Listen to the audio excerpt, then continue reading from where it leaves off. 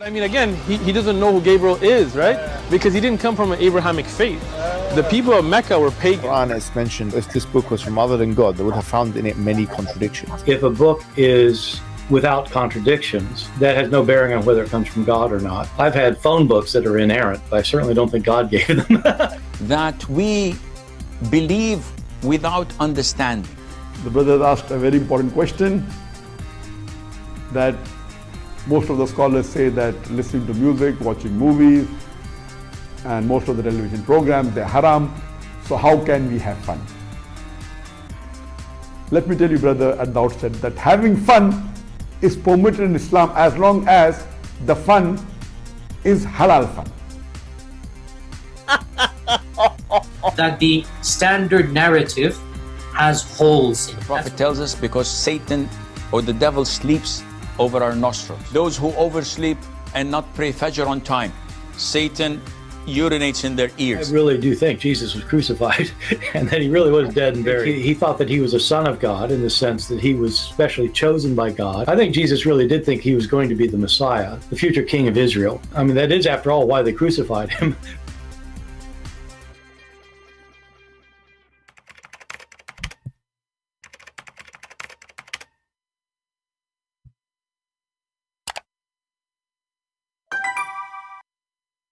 Hello everyone, and peace of Christ to all of you. Please invite your friends, and I hope my voice is coming good and clear. Today we are going to have halal fun, as usual. It's halal always to make fun of stupidity. However, it can be very costly, because stupidity brings other stupid action, which is terrorism. Yesterday, or 24 hours ago almost, we have a Mohammedan from India. He grew a long beard, and he is studying Islam in one topic just to refute me, And then he called me, and a disaster happened as usual. Things happen. But I don't really care about this person. I feel sorry for him. Today our topic is the same, but with some questions, which is very important. If you remember, when this guy, he called me, he said the following, just to refresh your memory.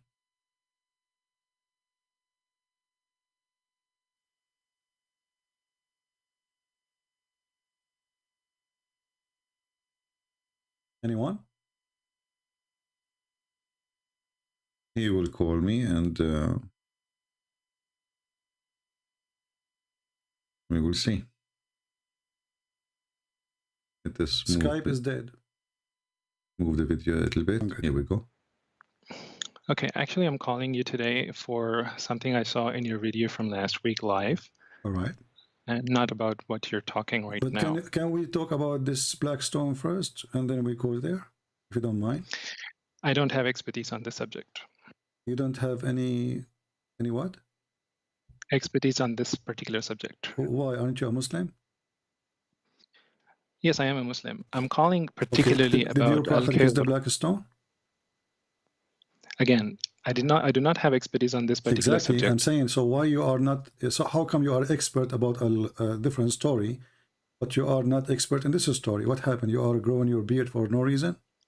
Listen, you asked me if any Abdul who is confident or who is brave to call, whether it is at whatever level of knowledge he has. Let us make it simple.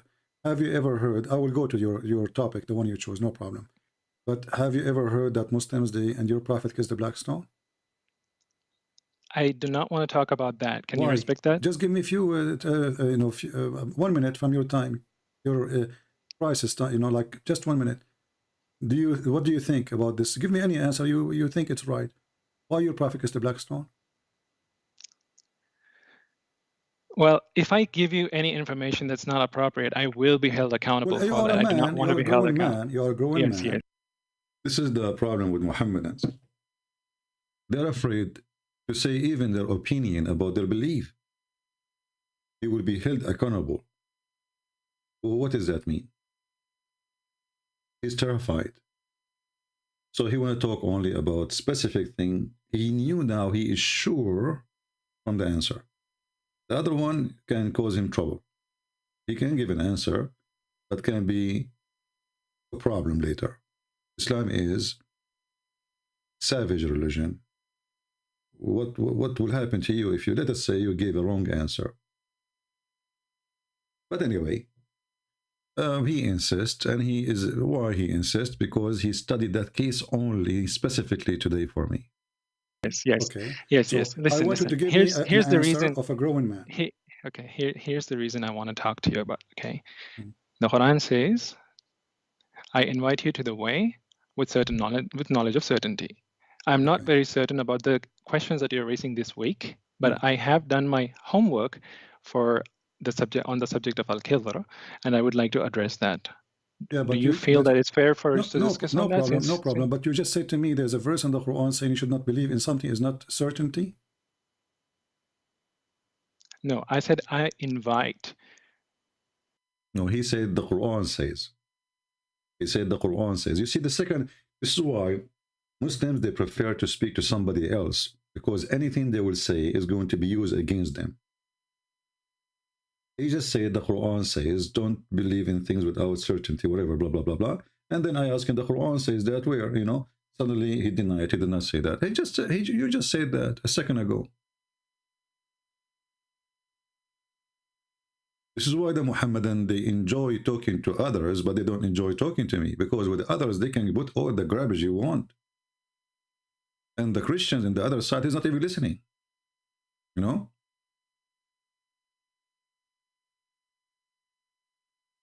You need to listen carefully to what they say. It's not just to give him the microphone and the guy, he keep talking for 10 minutes and now 10 minutes for me. He says something, stop. What is that? Continue. Yeah? I invite you with the knowledge of certainty. So when I've come here inviting you and everyone who's watching... So you have a knowledge of certainty. Okay, what is that? Go ahead. With respect to Al-Khidr in last week video, all right, you said a few things that were quite offensive, but keeping the offensive side, there were a few things that were logical. No problem. We are here. We give you freedom, my friend. That's all right. Let me allow me, not interrupt me. Allow me to state what I want to state, and then we can discuss about the other things as well. Okay. So, with respect to what was logical, is that you did raise a few logical questions as to why does Quran, which says that you should not kill an innocent, allow Khidr to kill, and why didn't Moses, who should have done something about it, didn't do anything about it? Okay. This you pointed out as a clear contradiction in the Quran. Okay. And that you raised a few questions about why was the innocent child killed, and that Quran teaches killing innocent children. I lost you. Yes? You said that Quran teaches killing innocent children. That was your accusation against the Quran. All right. This is referring to Al-Kahf, chapter 18, verse 74, that you referred back then, and you even pointed out to the verse where Musa, peace be upon him, was questioning Al-Khidr. All right. About killing the child. So before we move into the context, this is your claim that Al-Khidr killed an innocent child, and that Quran allows you to, or teaches you to kill innocent children. All right. And Musa, being a Muslim, Al-Khidr being a Muslim, and the child being a Muslim, and Musa didn't do anything about it, while he should have done something about it, being the prophet and everything. So I want to take, back then you even kind of dismissed a lot of things that I could have talked about. So I did a little bit of research. So here's what I would like you to know. And all those who are listening, this is in context, Surah Al-Kahf in Quran, chapter 18, verse 65 to 82. This is the entire context. What you picked was one verse, which was verse 74, just to show that Musa was questioning someone, that he killed somebody. Okay. So looking at the context, let's first understand that this context is talking about Musa, who was being corrected by Musa alayhi salam, peace be upon him, being corrected for something he claimed. When he was giving a speech to his people, Bani Israel, they asked him a question, who is the most knowledgeable among the people? And he said, I am the most knowledgeable among the people. Reference Jami at-Tirmidhi, hadith number 3149. You can look it up. If you want, you can do that now. You can do that later. I know it by heart. Okay. Great. And then Allah said to Prophet Moses that you should have attributed that knowledge to Allah. There are people who are more knowledgeable than you. So Al-Khidr was the person whom he pointed out to take the lesson. And when he wanted to find out how he can meet, he was given a detailed description. Okay, listen to this, guys. Moses is the prophet of Allah, supposedly. You see, Muhammad is a fraud. He lived with the Jews. Suddenly, Moses became a prophet for in his agenda. He lived with the Christians. Suddenly, Isa became a prophet in his agenda. He lived with the Sabian prophets and gods. They became his gods in his agenda. This guy is like Obama. He is a Jew with the Jew. He's a Muslim with the Muslim. He's a Christian with the Christian. In the same time, he is an atheist with the atheist. And he is a homosexual with the homosexual. He is a straight with the straight. Muhammad is no different. So, Muhammad is a fool who heard the stories. Those are stories the Jews, they tell to their children. And they are not even, the story is not even like that.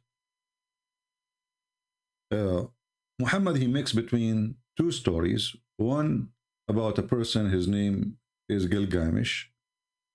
And the other one is about a person, his name is Moses. And none of them is true. Both stories are fictions. And as usual, Muhammad, he take any stories, he like it, he put it in his book, and he claimed that Allah is the one who told him the story. If we look at the story, as this gentleman, he said, Moses, he said, I am the most knowledgeable. Allah, he got him busted. He says, no, you are not. You are not. Okay, who? He said to him, there is a person, his name is Al-Khidr. And now it's time to send you to school. Allah decided to send Al-Khidr, Moses, to school so he can learn from Al-Khidr. That's what this guy, he said to us. Listen carefully again. Have done something about it, being the prophet and everything.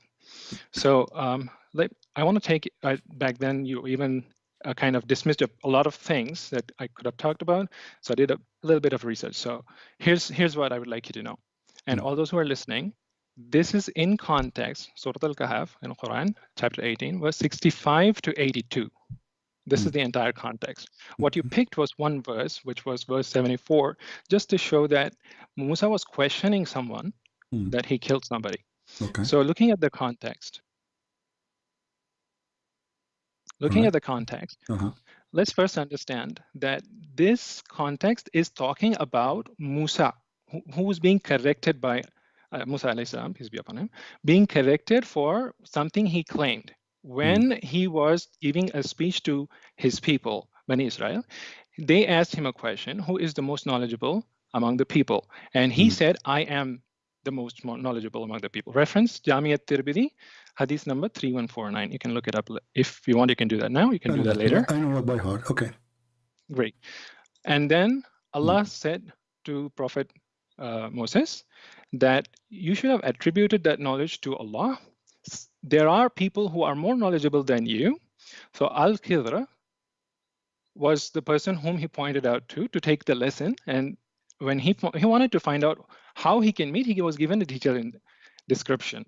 The description, which involves certain particular specific instructions that he should carry a fish, and when the fish disappears, like what? He should carry a fish in a basket, and where the fish will disappear at a point where the waters meet, you will find the person whom you want to talk to. So when the fish will touch the fountain of youth or the fountain of life, the fish will come to life, right? See, you are adding something to my context. Let me give you the context, and we can discuss about this thing as well, because we're talking about verse 65 to 82. That's a big context. But you are the one who mentioned hadith, right? It's you who mentioned hadith. So we can share hadith at the same time, correct? So as long as you mention hadith, I can share hadith. So you said he gave him a sign that you carry with you a fish, but you did not tell us what will happen to the fish. Is the fish going to come to life? The hadith specifies that where the fish disappears is where you will find the person. that Okay, but you're seeking. does the fish touch the fountain of life, water, and come back to life? See, hadith, it means whatever the Prophet said. I know Okay, what the part hadith that is, my you're friend. Why you are yes, trying yes, yes. to See. rephrase? I'm asking you. You asked the me a fish, question, I'm answering. You should the allow fish me come the back to freedom to life. answer it How properly. the fish will come back? All right, we will stop here, and I will open my Skype to give a chance to the Muslims to call us and tell us why Allah He sent Musa to school and what Musa he earned from that. Because you will see how stupid this religion is. And the reason we want Muslims to call us Muhammadans, and I want somebody he knows the topic very well, the smartest between you Muslims, Muhammadans. I challenge any Muhammadan to tell us, is this a story, is a smart story, or made by a fool?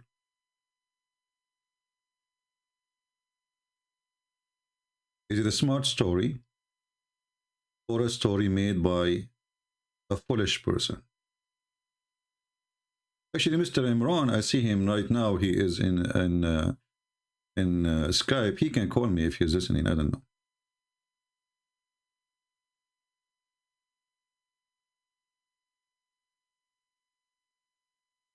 Any Muslim can tell us what exactly Musa's learned from this?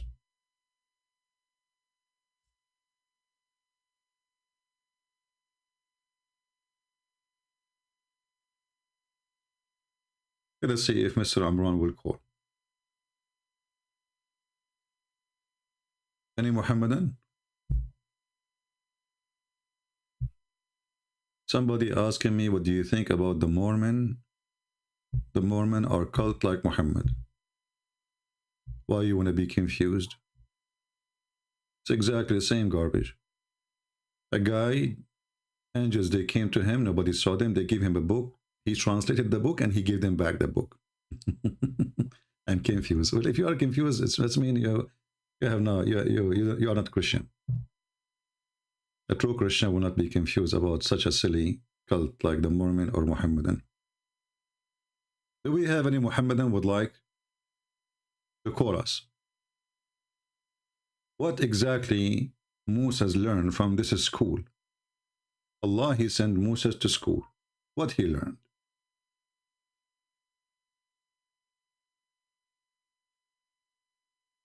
Waiting for any Muhammadan to tell us, let us go to the Quran.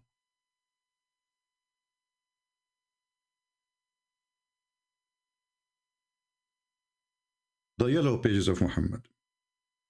We will notice here the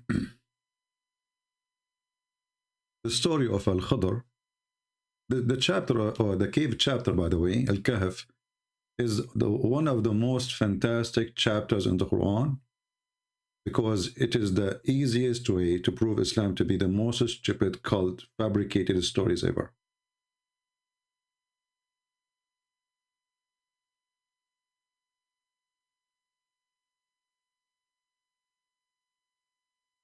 Let us open the chapter.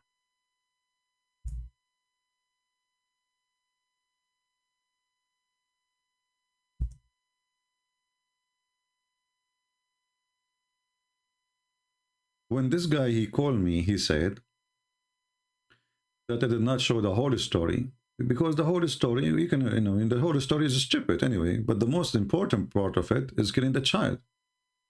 Making a hole in the boat is not really important as killing a child. He's a Muslim child. So, when Allah, he sent Musa to find Al-Khadr, the first question you ask yourself, where is Al-Khadr?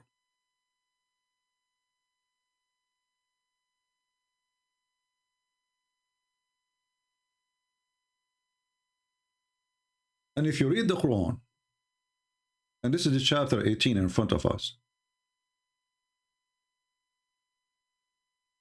you will find that the story has no contradiction, no introduction. Suddenly, the Quran talking about something weird.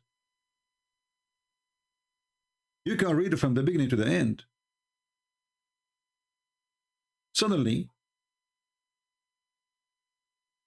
nothing prevented men from believing Now when guidance has came to them, okay, and from asking forgiveness, okay, accept the ways of the ancient. Be repeated to them. But isn't it, this is a fabulous story from the ancient? And then he says, and we send not messengers except as a giver of a glad tidings. So why Muhammad want to slaughter everybody? Is that a glad tidings? I'm going to kill you. And warners. Muhammad was not warning. Muhammad, he give you 3 days, you convert or you die. But those who disbelieve dispute with false argument. Okay, how our argument is false? And then you read the story, a false argument, guys, the sperm come from the backbone of the man. Is that a false argument? This is the argument of who? We have a God, his name is Allah. He says the sperm comes from the backbone. Christian Prince laugh at it. Who is the one making false argument? We have a book says women have a sperm coming from their ribs, from the location of the necklace specifically. Quran accused that to be a false argument. Christian Prince, he laughed at this answer. The sun set in murky water. The Muslims, they try to fix it. They say it appear. It sounds like it's a, but it's not Allah saying. No, it's Allah saying you are a liar. And Muhammad confirmed it in the hadith. Duct tape religion. They try to fix it. So false argument, but they cannot refute the argument. This is how false it is. And then you read the verse after it. This guy, he said to us, the story starts from verse number 56. Where is 56? There's no 56. I mean, there's nothing about Musa's here. Okay, we go to 57. There's nothing about Musa's here. Okay, we go to the number 58. There's there's nothing about Musa's there. And then suddenly, and here he says, and those towns, like etc. He don't even tell us which town. Muslims, they have to add it between 2 brackets. We destroy them when they did wrong. Okay, but Muslims do not know where those towns are. It's just names. And then remember, suddenly here we go. Remember, okay, how they remember? Do those people know the story? Did anyone heard this story before? Yes, remember, that's why he's saying, remember, it's an ancient story, it's a fabulous story, it's a fictional story, it's a kid's story. And remember when Musa said to his servant, I will not give up until I reach the junctions of the 2 seas. Okay, well, hold on. So what is when the journey started?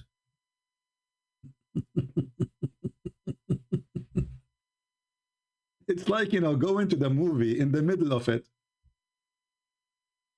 And then they start the movie with saying, Musa saying to his servant, I will not give up. I need to find the junctions of the 2 seas. Like, so didn't we know who is this person first and where they are going? And where is the story? The guy, he told us that Musa, he made a speech. And then one person asked him, who are you? Who is the most knowledgeable? Are you the most knowledgeable? He said, yes, I am the most knowledgeable. What is the story? The Quran jumped to the middle of the story.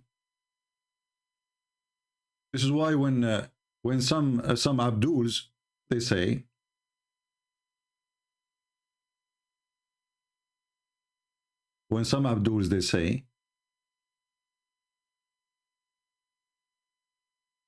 we can follow the Quran only.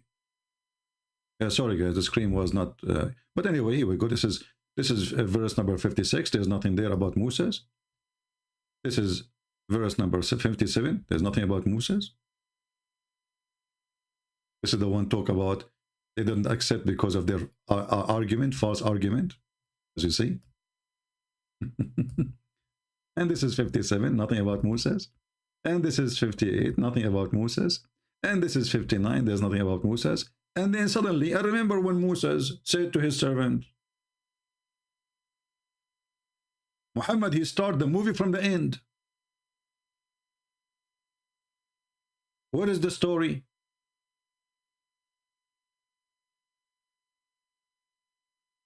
Are we following, people? If Allah is telling us the story, shouldn't he tell the story? What is the story? Suddenly, the director of the Hollywood movie, it's like an Indian movie, you know, starts suddenly two people singing, hey, hey, la, la, la, la, la, la, la, and then 10,000 appear from the middle of nowhere.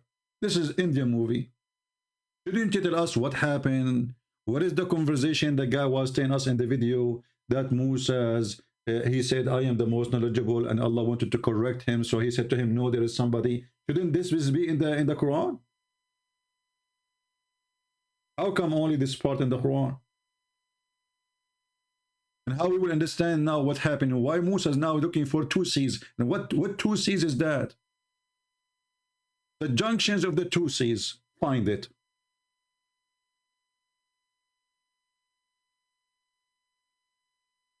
What junctions of the two seas? And then you go trying to find the junctions of the two seas just to show you the stupidity of the religion. If we ask the Muhammadan now, where is the location of the junctions of the two seas? The one Musa is looking for. Because there's many junctions. Is that Panama? Where is that? Is that the Red Sea? What junctions of two seas? What does that mean? Is that Constantinia, the Black Sea and the Mediterranean Sea? Is that the Red Sea and the Mediterranean Sea? Is that the Persian Sea? And so we go to the interpretation. You will see the Muslims are putting their finger in their mouth and they are sucking it, trying to find out where is the place. So how Moses was able to find out? Now we have satellite. If you say to me, go and find Al-Khadr, okay, I will find Al-Khadr when you take with you a fish. This is what the guy, he said to us, take with you a fish. He did not even give him direction. He did not give him an address. He did not give him a name of a city. He says, go and find Al-Khadr. Okay, how we will find Al-Khadr? Take with you a fish.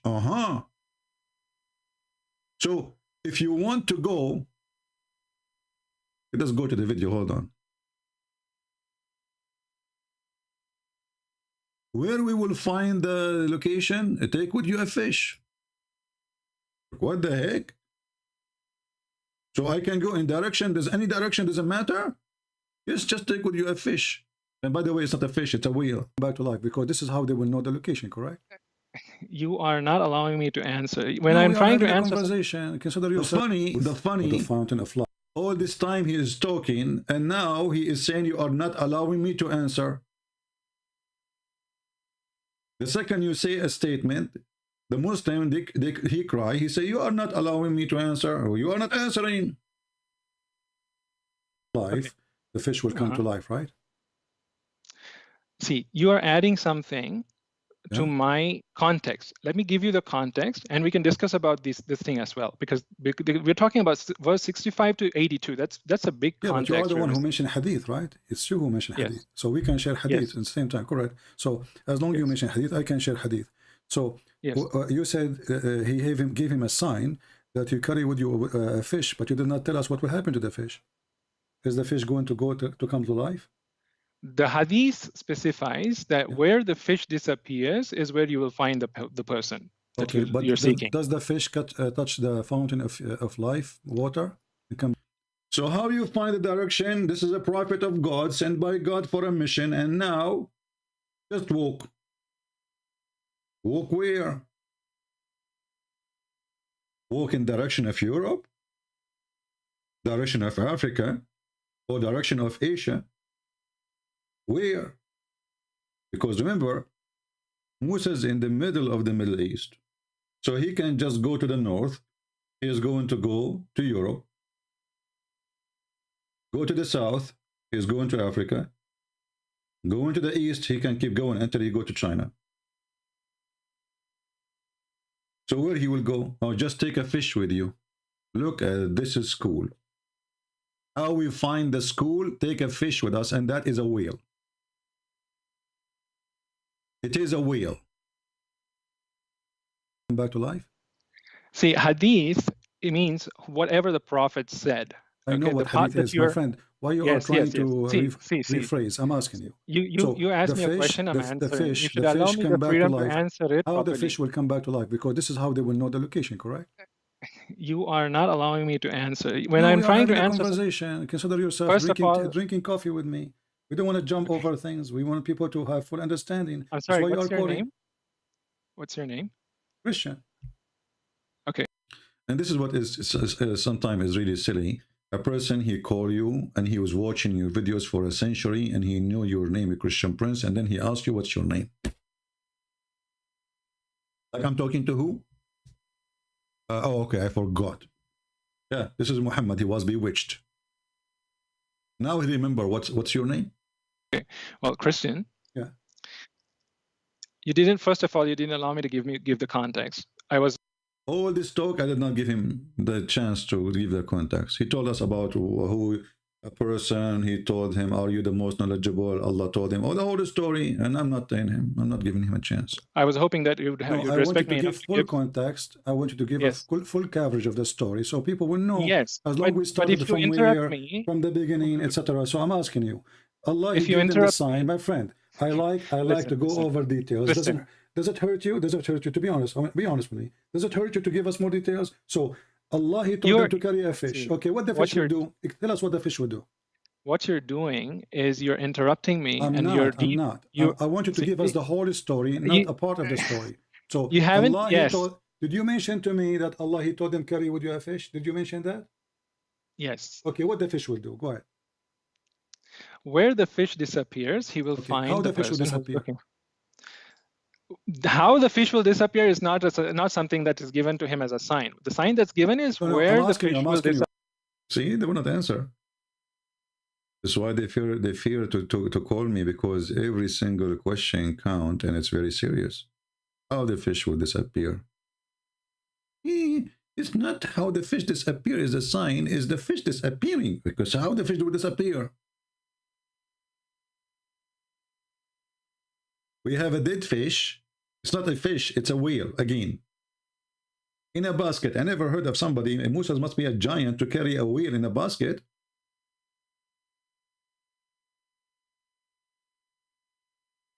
And the sign is, it's not important. The sign is the fish disappearing. And how this appeared is not important. No, it's important. You don't want to talk about it because it's embarrassment. Muhammad was teaching people that there's a fountain of youth, a fountain of life. And this is how people come back to life. Until now, we have 0 Muslim trying to contact us in Skype. All right? They're afraid, I understand. So there is a fish. Okay, take with you a whale. This is what it says in Arabic. But the story started with saying, وَإِذَا قَالَ Musa, it doesn't say remember, by the way, and when Musa said, even the word not remember is not there. When Musa said to his servant, what is the word boy? Fatah is young, anyway. I will not give you up, okay, until I reach the junctions of the 2 seas. But where Allah, He said to him, go to this direction and the junctions of the 2 seas. They will say to you, that can be found in the hadith. So why is in the Quran? Why the story is cut off in the Quran? Maybe the goat ate that part? Because obviously here the story is cut off. Those guys already, obviously, traveling for a long period, to the point, Musa is saying, I'm not going to give up. You say that when you are really, at least somebody with you is giving up. Like, we don't find it. You don't say, I'm not going to give up unless you suffer from finding what you are looking for. So I will not give up until I reach the junctions of the 2 seas. Okay. Even if I spend years and years in traveling. So here we notice that Musa's is a messenger of God, and he is a leader of his nation.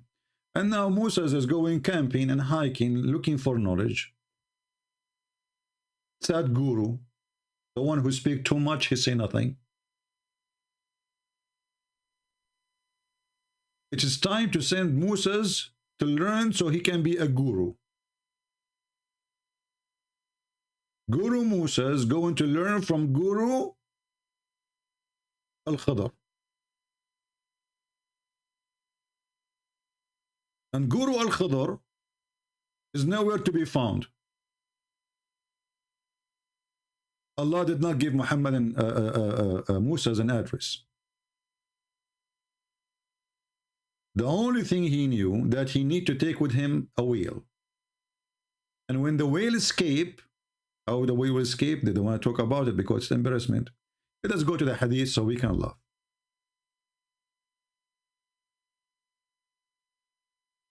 This is the story here. This is the story this Abdul he was reading for us from. This is what he studied, you know. Like he took him to some time to study, and he was now like focus, right? So it was said to him, keep a salted fish. It's a salted fish. But in Arabic it says hutan malihan, which means salted whale, not a fish. Then take with you salted fish. Okay, who said that to him? Thereupon he said, my Lord, direct me to him. It was said to him, supposedly Allah talking, keep us salted. We will go with the fish for now, as a provision for your journey. So the salted fish is to eat it. Okay. The place where that fish would be lost, you will find that man. Look at this amazing story. You take with you a fish, take with you a sardine. When the sardine disappeared, the man is there. So he set forth where? Okay, well, take with you a fish to where? I mean, who is the crazy here? At least say to him, go north. At least say to him, go south. Just walk and take with you a fish. Dead fish. Shouldn't you say, go to Morocco, go to Egypt, go to Saudi Arabia at that time, the Arabian Peninsula? Anyway, just where he will go with the fish. Anyway, just take a fish. So he set forth, and a young slave along with him, until they came to the place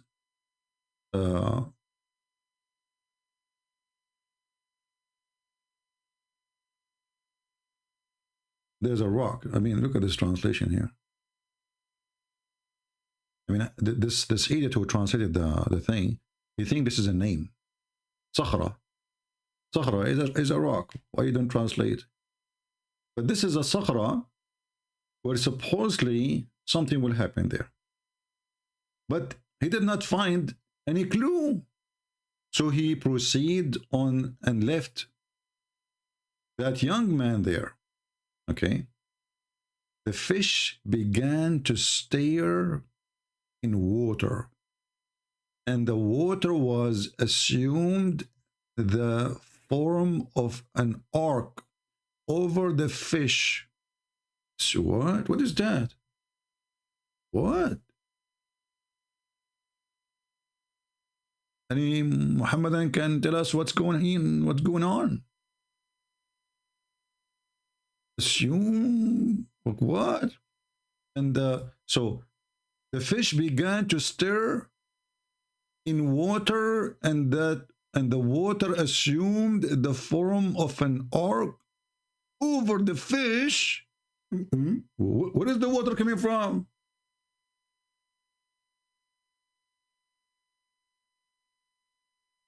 What the story here saying, they arrived to a rock.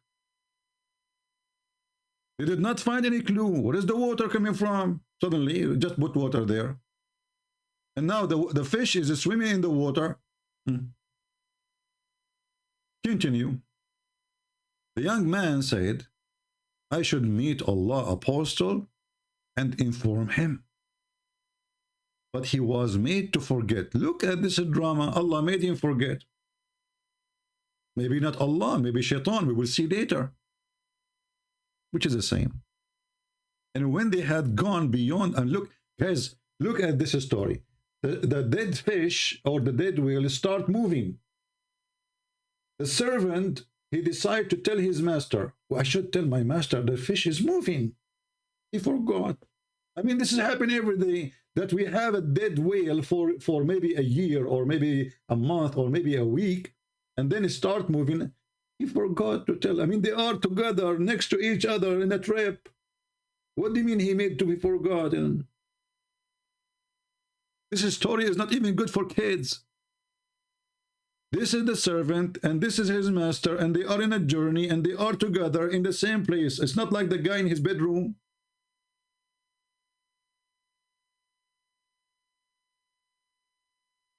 How he forgot? He was made to forget, brother. He was made. Allahu Akbar.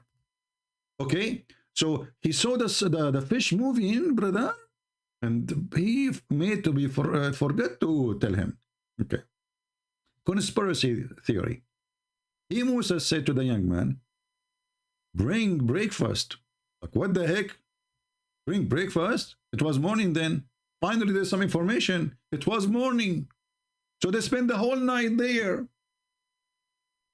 We have been exhausted because of the journey.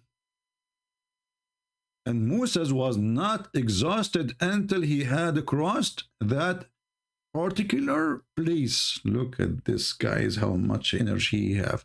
When he arrived there, he felt exhausted. Allah wanted him to settle down there. The destiny. So, until he arrived there to meet Al-Khidr. And then the youth was reminded and said, didn't you see as we reach the Sakhra, which means the rock, he forgot the fish? Like, what the heck? He forgot the fish. But look what happened. Moses is asking the guy to prepare a breakfast. Moses want to eat the fish, which Allah told him, keep it until you lose it.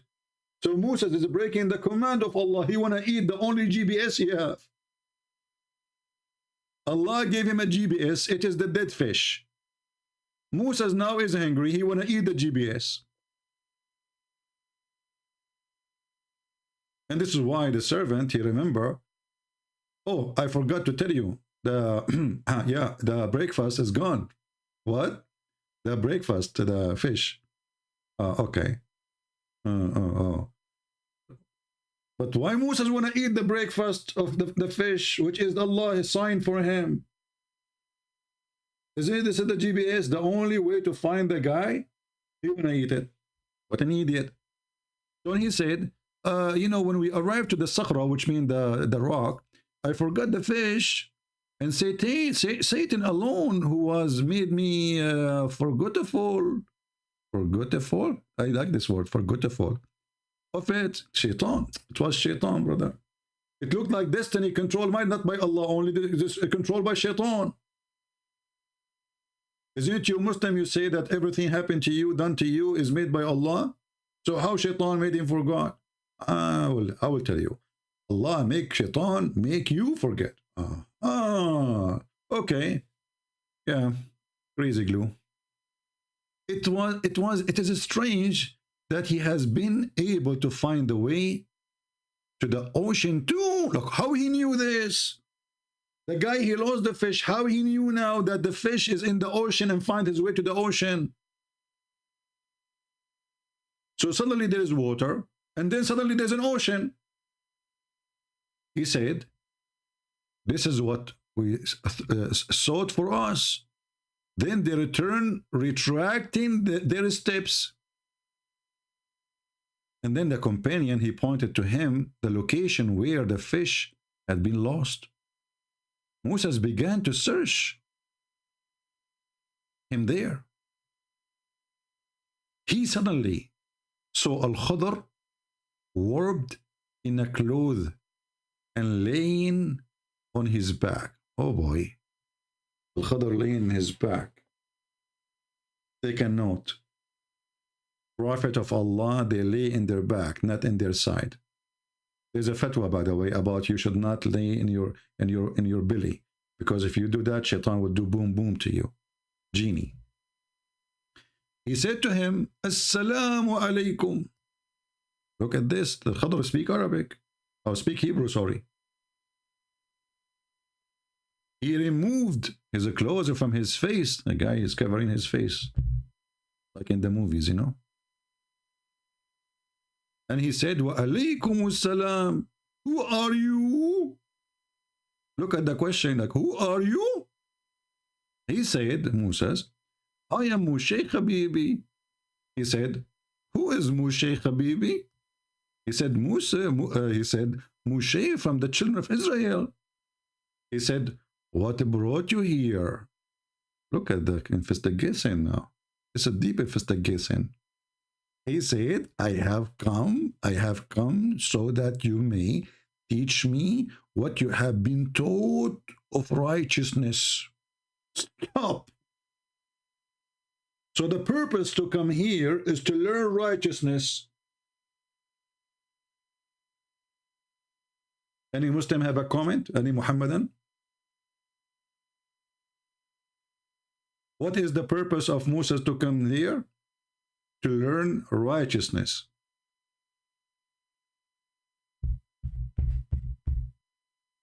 Astonishing.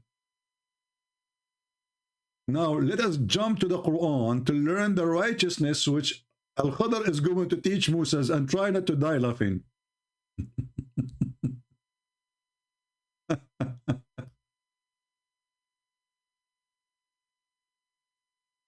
So when they arrive to the junctions of the two seas, which God knows where, actually, hold on. I wanted to show you where the junctions of the two seas, just to show you how the Muslims they try to figure out their religion. This is in chapter 18, verse number 61. 1861. We go here.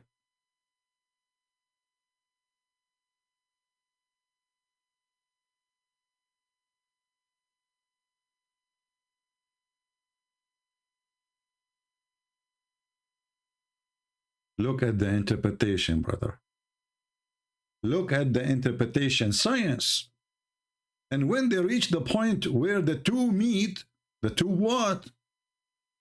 Between the two seas, like where is that? Because they don't know.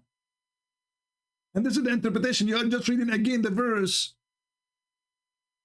This is the interpretation of Ibn Abbas, the cousin of the Prophet. But he did not give any interpretation. He just read the verse again. We changed a different guy. Let us see another Abdul. Jalalain. Here we have more details. Alhamdu to Allah and Al-Uzza. So when they reach the junctions, the juncture between the two seas, they forgot their fish. Joshua, the guy, his name is Joshua. Where do you get the name from? No introduction, just take it. He forgot his luggage, leaving behind at the moment of departure. Departure. Okay, that sounds like an airplane. And Moses forgot to remind him. Double homicide. The guy, he forgot, and Moses forgot. So the fish made its way to the sea. Like how the fish made its way to the sea? I mean, how the fish can walk to the sea? Or the whale? That is formed it through God forming it. By boring that like through a bower with the passages that long enclosed. Like, what the heck? I'm getting dizzy here. That's amazing miracle. And you said to me there's no miracles in the Quran? And this is was so because God exalted be he held back the flow of the water, preventing it from engulfing the fish. That's deep. That's deep.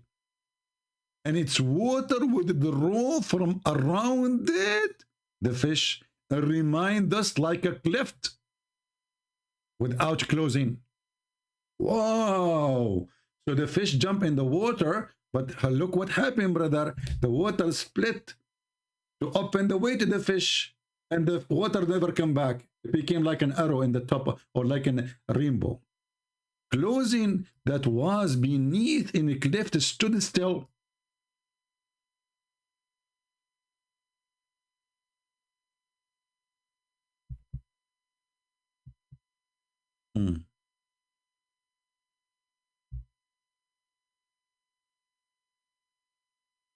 You know what?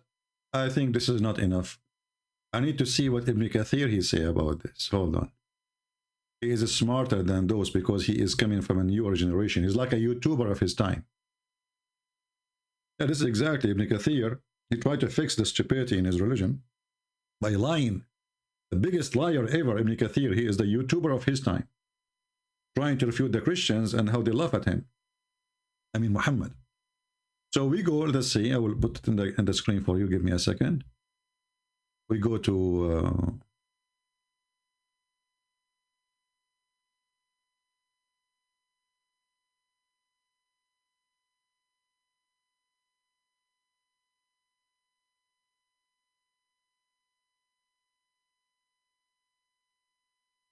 where is Ibn Kathir? Here we go. Okay, we open Ibn Kathir 18.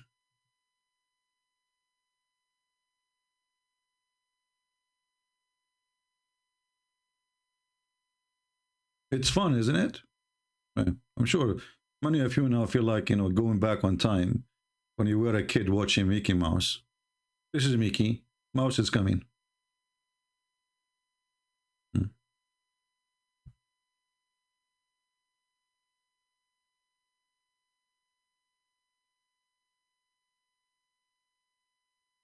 Okay.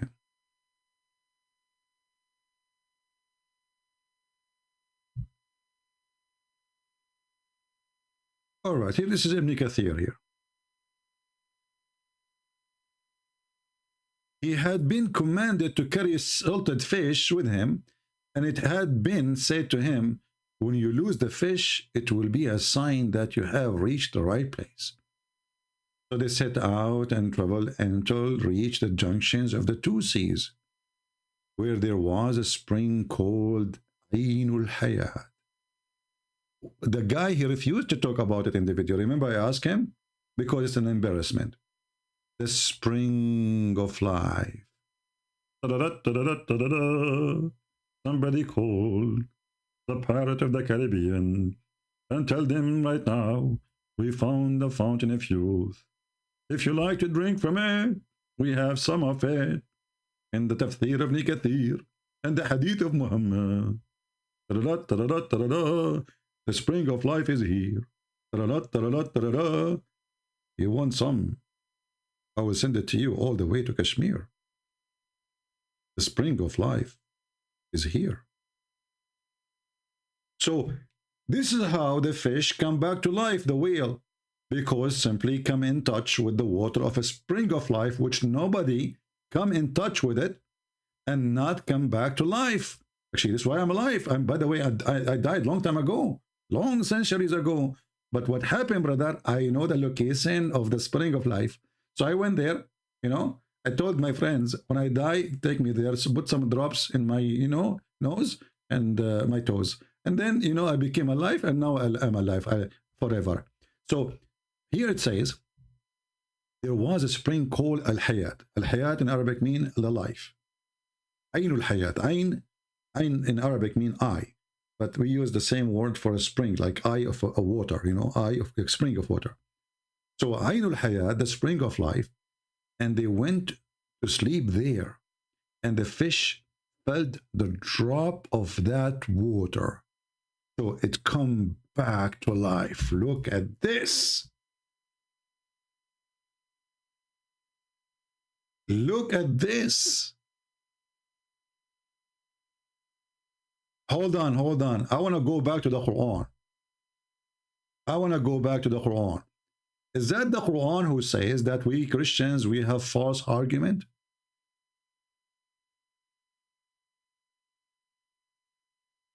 Did the Quran says that the reason we don't believe because we have a false argument? In verse number 55. Read with me. Read. Why they don't believe? Why? Why they don't believe? Because they have false argument.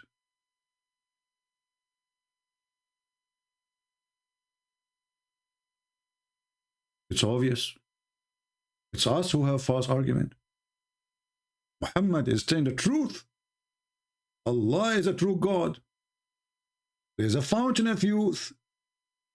And if a drop of water fell in your fish, dead whale, your whale will come back. Don't take your mother-in-law there after the funeral, okay? Finally, you get rid of her. What the heck? And supposedly we are the one who have a false argument.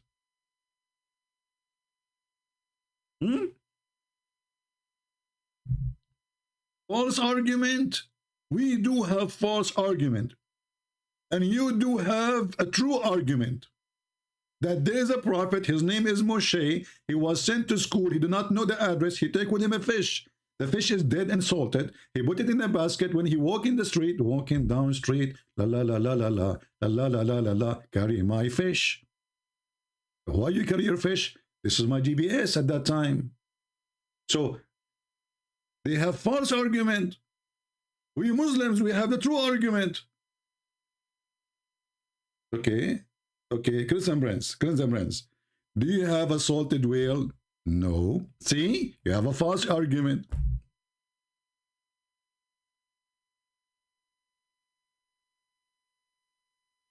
Now, being honest with you, how many of you is convinced that Quran is coming from the true God? It is from the true God, brother. And actually, that Abdul, he said to me, I take only what the Prophet said, that the guy who said the fountain of youth or fountain of life, it was a guy, his name is Sufyan. Go back to the video, please.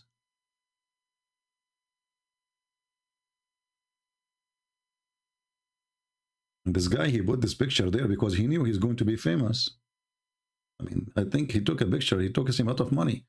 Look at the jacket, look at them. I mean, the smile, my friend, the smile, you became famous. Okay. I want to learn from you how the fish will disappear.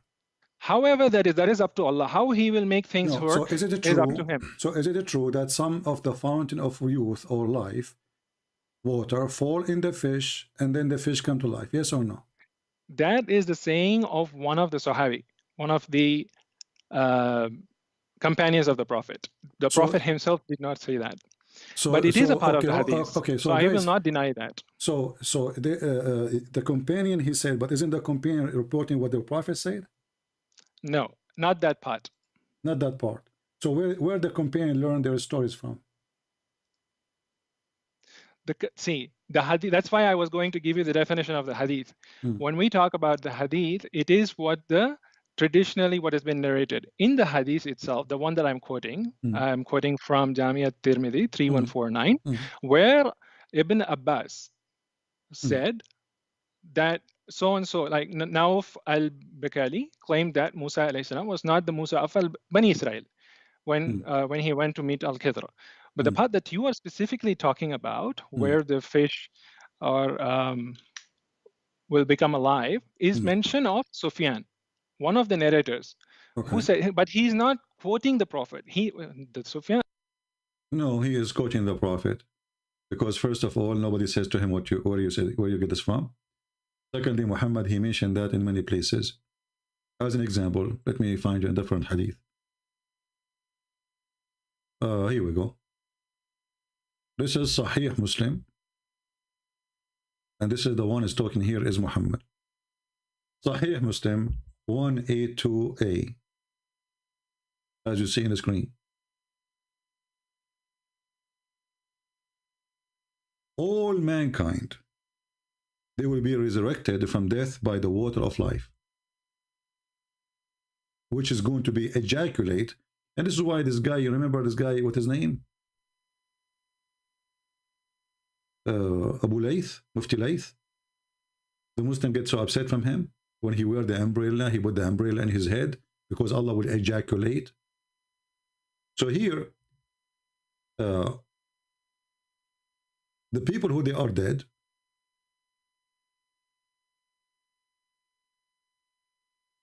will sprinkle over them the water called the water of life.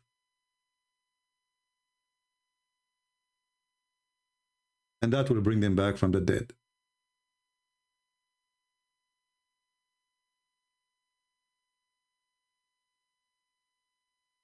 And when they pour the water of life on them, they will come down, they come up like the same as a plant come from the ground.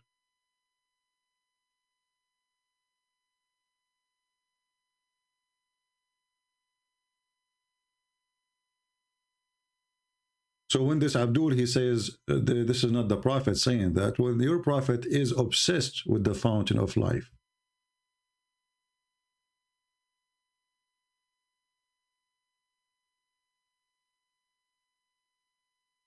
And if you go and read the story of Gilgamesh, you will see that Gilgamesh was looking for the fountain of life.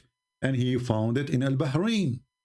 Exactly as it says in the Quran. You see in the Quran, it says, they translate the word Bahrain as the two seas, but in Arabic is not two seas. It means two seas, yes. Bahrain is a location. It's called, the country is called Bahrain. There's a country, it's called Bahrain. This is the country we are talking about. This is where Gilgamesh, he went there to find the fountain of youth.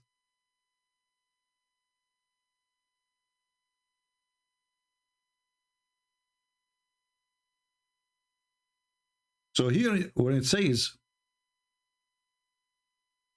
I remember when Musa said to his boy servant, I'm not going to leave until I arrive to the, to the two seas. The fact it is Bahrain in Arabic.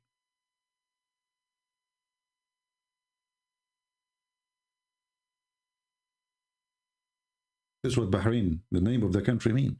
Bahrain.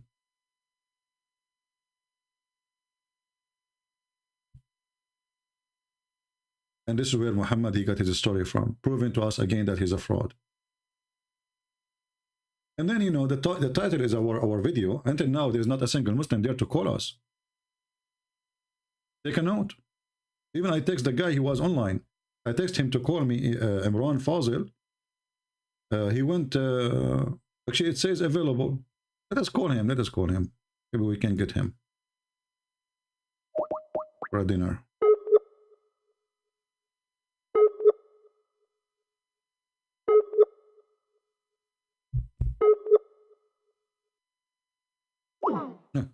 When I came here, it was saying it was online. Now it says he's on offline.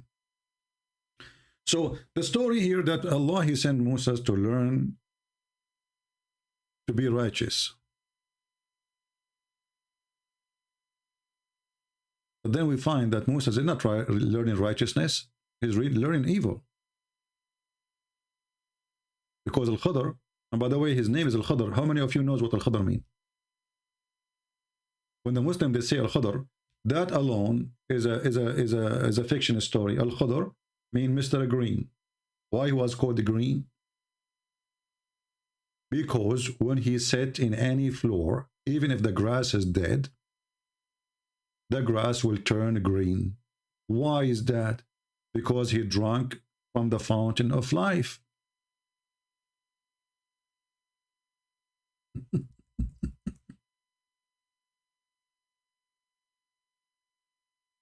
And I find it funny and astonishing. There is somebody, you see like some few blonde people converting to Islam, or even not blonde, wherever they are.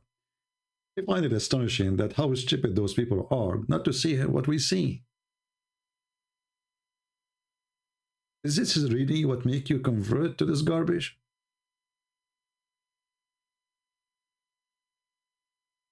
Why Al-Khadr, he was called Al-Khadr? Any Muslim can tell us? Is it true because he drank from the fountain of youth?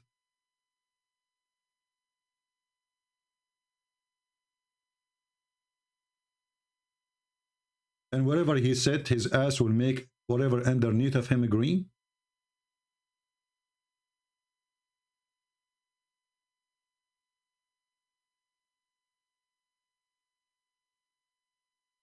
Let us find a hadith. Here we go. This is Al-Bukhari. They will say to you, it's weak, this is weak, this is weak, this can't be true. Prophet, he did not teach us stupid things. This is not true.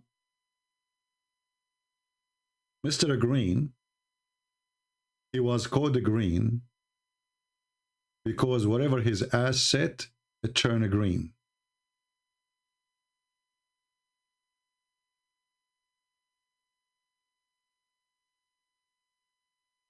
Negla, he's saying, why do you always deflect criticism of your religion? Would you like to explain some questionable things in your book? My friend, I do not need to explain anything in my book because your stupid prophet already approved it. So are you a Muhammadan or you are a Muhammadan? Can you explain some questionable? No, I will not explain it because your prophet, he says, I believe in thee and the one who sent thee. So you should question your prophet when you question me. Because how your stupid prophet, he says, confirming what is with them, and then he make an oath, put his hand on the book, it says, I believe in thee and the one who sent thee. So how come you don't believe in the book was sent by thee, and Muhammad, he believe in the book of thee when the book have a questionable questions about it?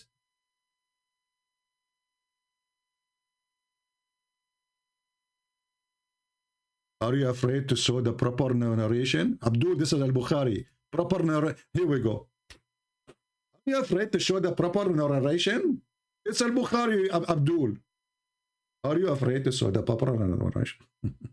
Just go. Just let your dad talk to me. So the Prophet said Al-Khadr was named so because he sat over the barn, white land turned green. With the plantation after he sat over it.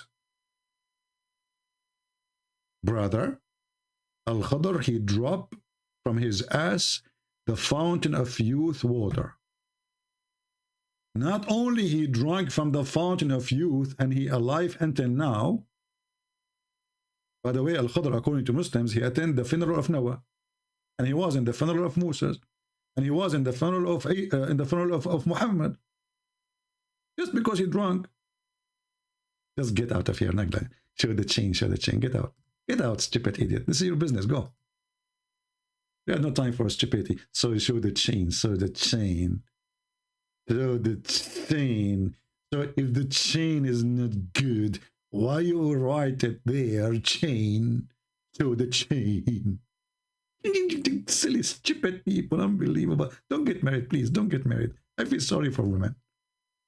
I mean, imagine you are a woman and you marry a husband like this. Oh boy, no, please, no, please. That is the biggest penalty. If your mother hates you really, she will wish you to marry a fool. Because you will wish to disappear every day. Oh boy. My husband is so smart, he's so genius. Why you don't show us the chain? Okay, this is your chain, you idiot. You are one. Didn't you see it before you put it in the book? So you Muslim, you don't see the chain? What chain? Well, you remind me of the story of the guy, the Middle East, my cousin, Saudi. He went to school, and Saudi Arabia didn't teach philosophy. It's haram.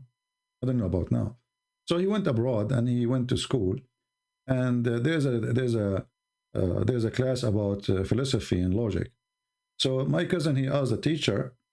He said to him, "Sir, what logic mean?" What logic mean? The teacher, he said, logic is about knowledge or learning, investigating, so we can learn something from something else. My cousin, Mr. Abdul, he got nothing from this. Like, what? What does that mean? The teacher, he insists to give him an example. So he said to him, as an example, I will ask you a question, and from that question, I will know more information about you.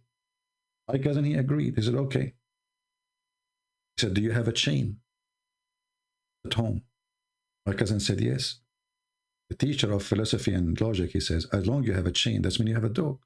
My cousin was like, what? Yes, I have a dog. The teacher, he said, as long as you have a chain, you have a dog, that's mean you have a yard. Cousin, he said, wow, yes, I have a chain, I have a dog, I have a yard. As long as you have a chain, you have a dog, you have a yard, that's mean you have a nice house. He said, absolutely, yes. I have a chain, I have a dog, I have a yard. He said, as long as you have a big house like this, have a yard, etc., your mother will take care of it. He said, yes, my mother is for sure taking care of it. Need a lot of work. He said, as long as you have a chain and you have a dog and you have a yard and you have a nice house and your mother is taking care of it, that means your mother is a decent woman. My cousin was like, wow. So he said to him, the teacher, see, from the chain we learned that your mother is a good woman. My cousin, he loved it. So he went in the street.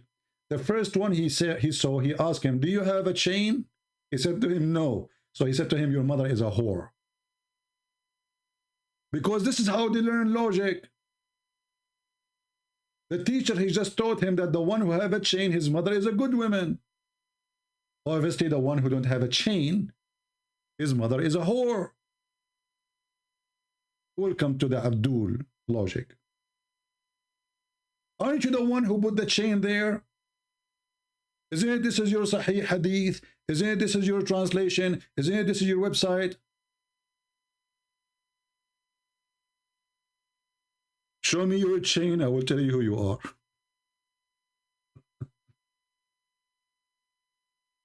Anyway. Very logical, very deep. So anyway, maybe we should cut this video, make it 2 videos. Like this one is about a comedy about the fabulous of Muhammad, the fairy tales, you know. Yeah. Anyone dare to call me? Be honest. What are you afraid of from? What are you afraid of from? What you will lose anyway? Your dignity? Are you afraid to show your stupidity? There's not a single one of you is smart to speak to me. The truth hurt. And listen.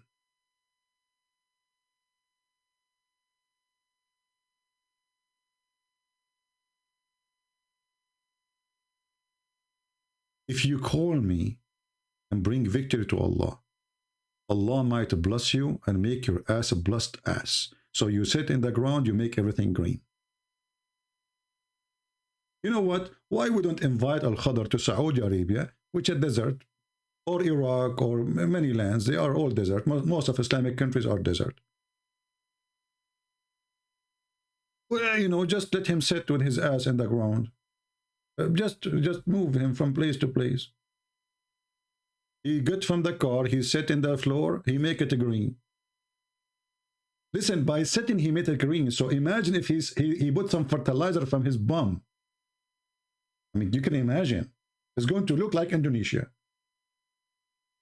It's going to look so green like Indonesia. Why? Because now he put poo-poo.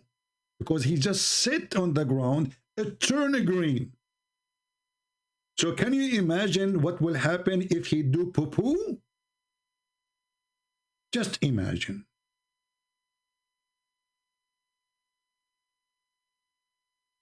Are you going to say your prophet is not telling the truth?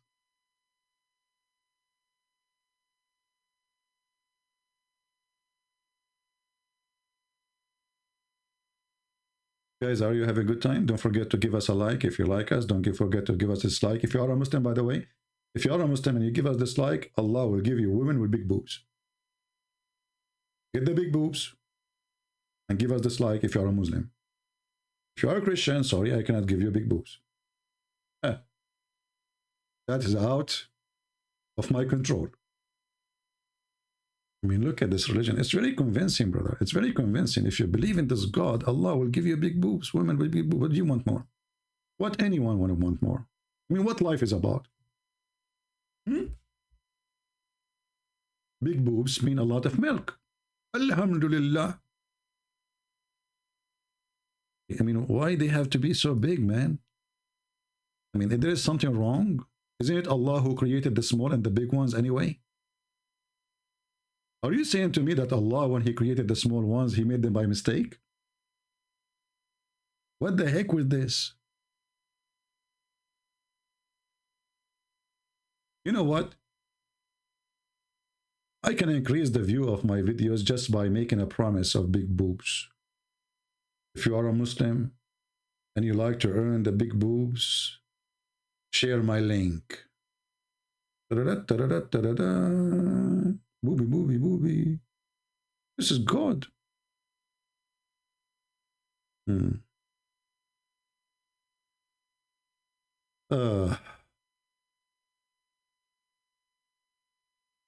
Faisal saying the following. He says, Faisal, how are you, my friend? Why you don't call me Faisal? I will take what you said and put it in the screen. And I want you to keep posting things because we can use them in a very nice way. So look what Faisal he's saying. فيصل المطيري هي مطيري انت مطيري شنو هذا يقول قلنا احنا قرايب يا مطيري فيصل المطيري CP, you are a shame and disgrace to your family. You were not raised well as a kid. I can tell you were bullied. Like, hold on, what if I show you the hadith that the prophet was bullied? Are you talking about Muhammad or about me? You can tell that nobody can bully me. I'm the last one who can anyone do bully with him. You can tell. I mean, do you see how much I am not confident? You can bully me. I will whip the floor with you in 2 seconds. But as I know that your prophet was bullied, and he was a bully too. Actually, even your God was a bully. Look, let us go there. Allah, he decided to bully the uncle of Muhammad. Can you believe it? Look, we have a bully. The whole Quran is a bully book. Bully bull. Is that God talking?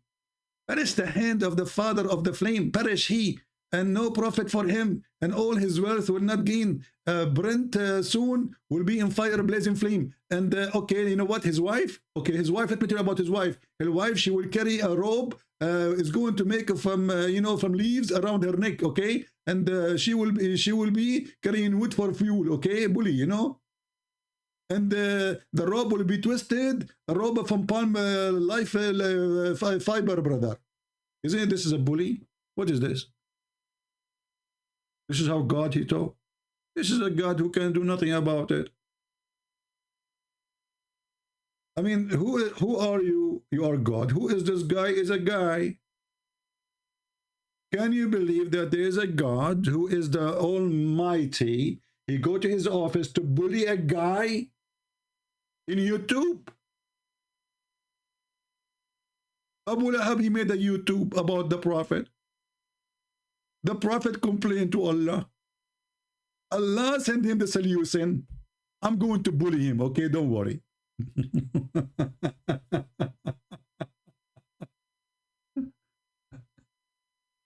Who wants some coffee? Faisal al-Mtayri. You know, Faisal al-Mtayri, you remind me of a guy, his name is al-Mtayri too. He went to the movie first time, and then when he get out, they asked him, how was the movie? He said, he is good. By the time I finished watching the movie, by the time I finished saying Assalamu alaikum and shaking hands, the movie was over. I think this is you. I remember you now. The guy, he come at the end of the movie saying to me, you must be bullied, huh? He's trying to find it. See, this is philosophy. This is philosophy. The guy, he thought about it. Why this guy is laughing at the Quran? He must be bullied. That's deep. That's so deep. Or so good, my friend. Do you want to be an admin in our chat? Faisal? I can make you an admin. You can bring your 4 wives with you, you know, to help you. Bully. And, you know, to talk about bully, like not to forget that Muhammad, is God. He made the verses in the Quran to bully the wives of Muhammad. What the heck? Yes, brother. Unbelievable.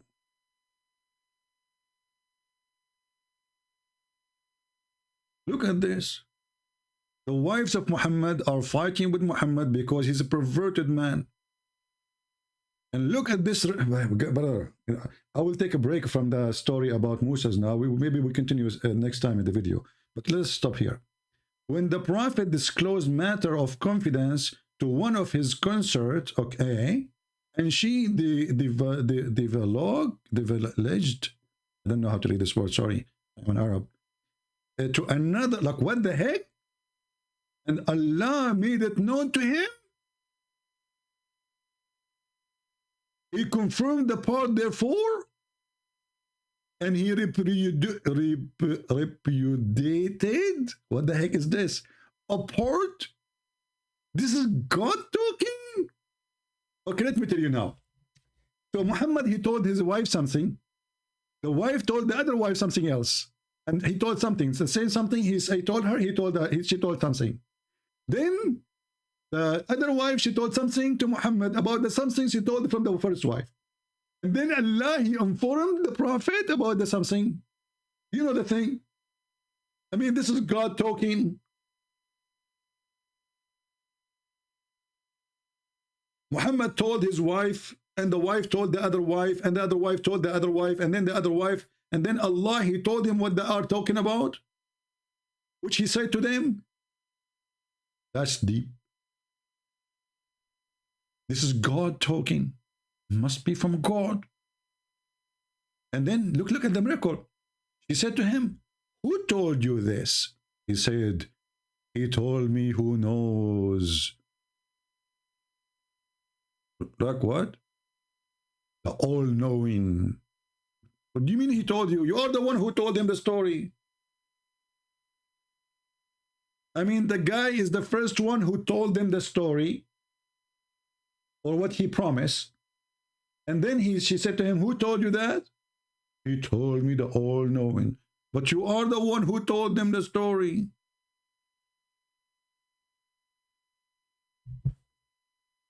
And then Allah, he made a threat, a bully threat. Okay, hold on. If you don't repent to Allah, okay? If you don't repent to Allah, and your heart still inclined, and you know, if you don't repent, Allah will wage war on you. Look what happened. Truly Allah is his protector. Brother, Muhammad, he need the protection of Allah because this is involved two women. Like one woman is a disaster. Two women is overdue. You don't want to play games with two women. I'm a Muslim. Maybe this is ultimate fault. Let us see.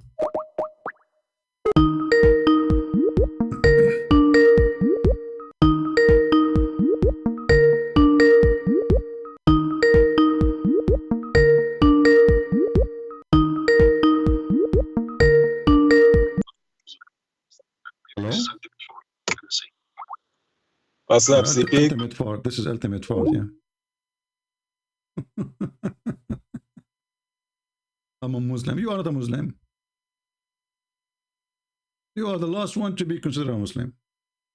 You don't believe in the Quran. You don't believe in the Hadith. You don't believe in Arabic. You believe the Arab are stupid people, so your prophet is stupid.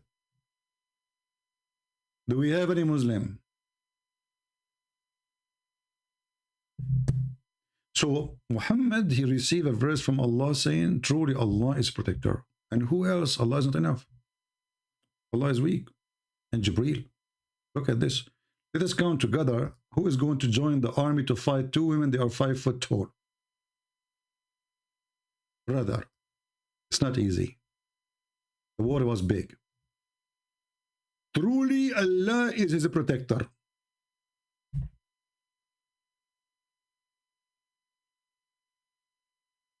Can you imagine the threat the Prophet, peace be upon him, is facing? Two women against one man. Not enough. And Jibreel. Not enough. And every righteous Abdul. Not enough. And furthermore, the angels. All of this against two women. If Allah protect him already, why we need Jibreel, and why we need the righteous Muslims, and why we need the furthermore the angels? Is that a book written by a Mickey Mouse or by God? The Bible says, if God is with me, who could be against me? That's it. God was with me. What Jibreel? What, you know? Allah, He's a protector. It's over.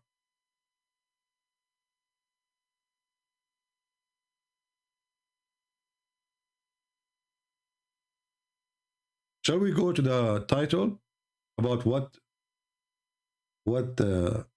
Musa he learned? Or we should make it in different video, like make second term video.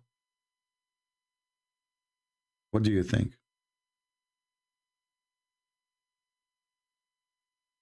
Right?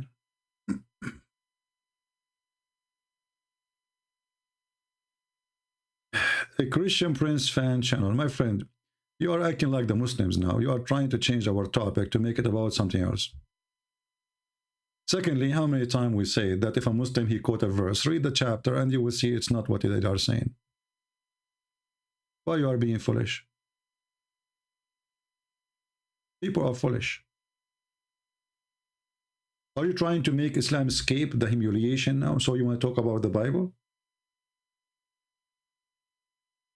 That's what Muslims do. They just talk about your Bible because you don't want to talk about his Quran. It's embarrassing. Some Christians are no different. They are the same. Foolishness is their signature. When we are done, we say, you know, let's talk about other things. We can do that. Why in the middle, you know? The Muslim they say, who cares what the Muslim says? What do you expect the Muslim says?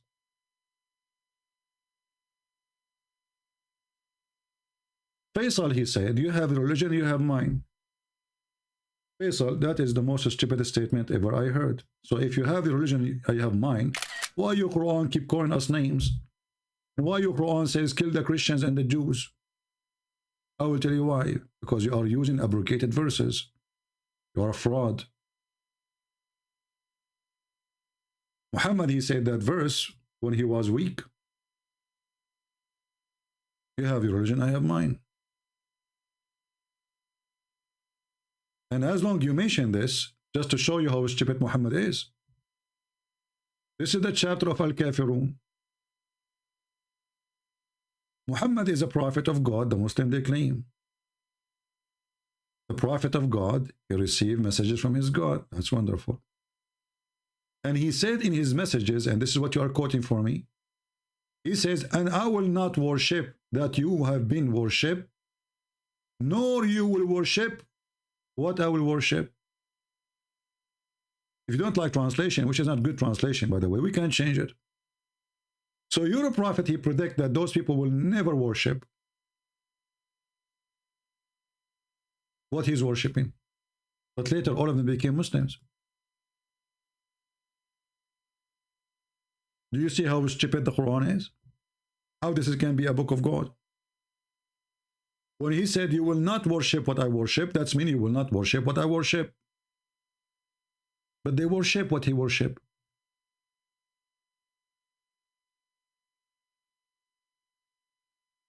Do you see it?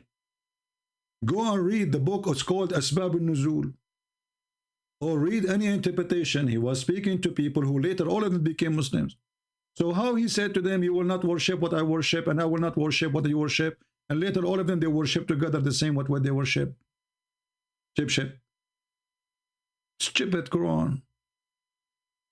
Copy paste people. Nobody want to use his brain.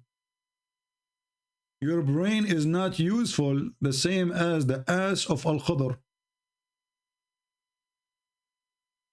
The ass of Al-Khadr, may Allah bless his ass, obviously his ass is blessed, is more useful. I did read the whole chapter. What the whole verse, idiot? It says, you will not worship what I worship, and I will not worship what you worship. You have your belief, I have mine. Later, all of them, they worship what he worship. Idiot.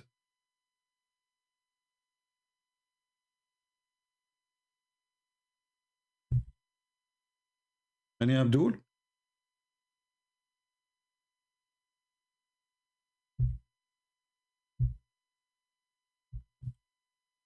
Anyone?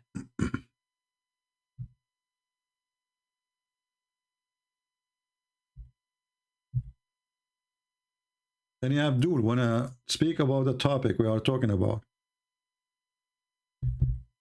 And the Christians in the chat, focus with us, please. Don't ask questions, have nothing to do with our topic. Focus, try to be adult, mature. Don't be Abdul.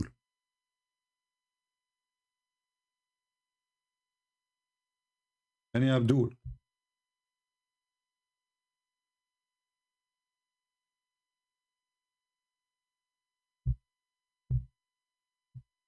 Any brave Abdul? Why Mr. Faisal he don't call us? Mr. Faisal, if you call me, I'm going to give you the address of the fountain of life. You drink from it, your ass will be blessed. As long you are Mtayri, look like you are from the Gulf. So wherever you sit in the sand of Saudi Arabia, Kuwait, Dubai, brother, your ass will make the land green.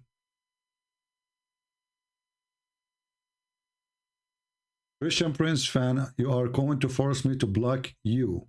Stop reposting questions have nothing to do with our topic. This is the last warning. You are very hyper, but in a wrong way. React to Ali Dawa. He has answered your question. Ah, Ali Dawa. He answered my questions. Yeah, he did. So Ali Dawa. I never saw Ali Dawa dare to answer my questions. What about you give me his Skype so I can call him? I want to hear the answer of the questions. Oh, what I know that Ali Dawa was crying for people leaving Islam, asking people for donation, brother, because he is the only one who can save Islam from people leaving Islam. Did you hear what Ali Dawa he said, brother? Hundreds of thousands of people leaving Islam, brother. Leave Islam every single year. It is going to become... What? Every single year, what happened? What happened every single year, brother? No way. Researchers show that over 100,000 Muslims leave Islam every single year. This is what Ali Dawa said. And I assure you, 99,999 from them, they leave Islam because of me. This is your Ali Dawa. As a kid. Just want your donation. And all this drama is about what? Donate for us. Donate for us. A person who love Allah, huh? Okay, you want to defend Islam, why you are, okay, so the reason he is scaring you that a lot of Muslims leave Islam, so you can make a donation. Scam.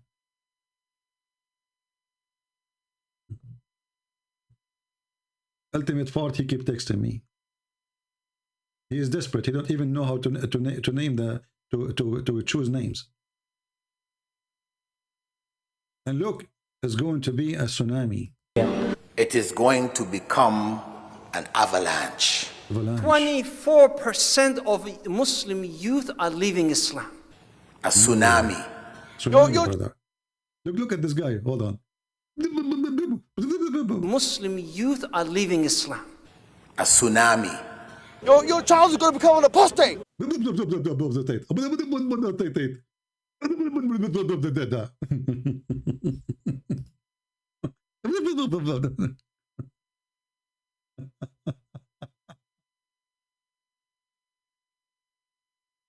Abdul, I challenge all your Abduls to give me their Skype. I will call them right now.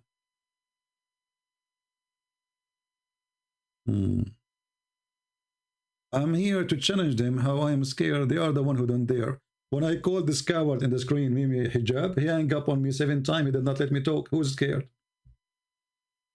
And he edit videos saying Christian Prince, sexual predator, when I was, actually, he is the one who was saying that, not me. He said, Muslim women suckle me. I was quoting your prophet. And the filthy, your sister, she's a whore. He was saying Jesus, he played with his mother's breast. And this is why I mentioned suckle me. He's a coward, like your prophet. He could not debate me, so he tried to frame me. Coward, he is so much intimidated. And then we find that Mimi Hijab, he go around and he asks Muslim women to suckle him. Is that true? Yes, brother. He go around asking Muslim sheikhs if they can let their wives suckle him. He's making fun of what his prophet taught. Can you believe it that somebody is a believer in his religion? He make fun of what his prophet said? What kind of a believer he is? Here we go. This is Mimi Hijab saying, okay, can I suck your wife tit?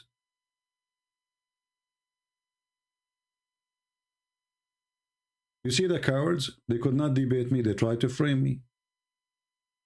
Sexual predator, Christian Prince. Why? Because I'm quoting your prophet and your wife, your sister, she was filthy, insulting Jesus. It's in front of you. Are you afraid? Are you afraid of what Mimi Hijab is doing? Okay, can I suck your wife tits? He's speaking that to a sheikh. His name is Muhammad. He's not asking, he's not saying that to a Christian. He's saying that to a sheikh. A sheikh who defending Islam, saying, well, this is what the prophet taught. And not only that, actually, this was verses in the Quran. Breastfeeding and suckling for adult was in the Quran. The Muslim, they claim that a goat ate it. I believe that the one who ate it is Mimi Hijab and people of his likeness. They were ashamed of it. And I will tell you why this is a lie about the goat eating the verses. Don't the Muslim, they say that we memorize the Quran by heart? Correct, people? Don't they say that? Okay. The goat ate pages. She did not eat your memory.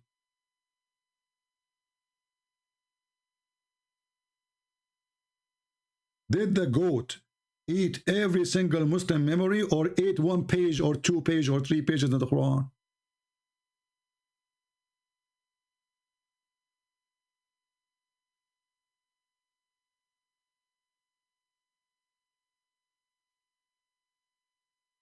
Any Abdul?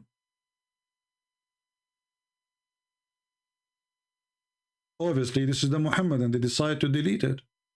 And as you see, this is not a hadith. This was verses sent by Allah. The verses of stoning to death an adult 10 times. Adult 10 times was revealed. Breastfeeding for what? Adult 10 times. It have to be 10 times. Was revealed. And the funny, they say to us, the Quran is preserved.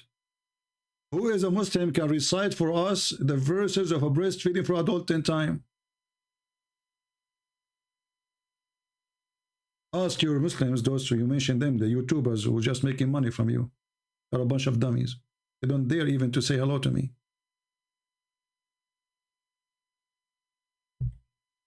The meaning of life? The meaning of life? What meaning of life? Muhammad, he asked him a question even about spirit, he do not know. What's the meaning of life? What meaning of life? Look what you believe in. The meaning of life is that you have a wife, she can give her breast to a stranger, and he have to suck it 10 different times. This is the only meaning of life in Islam.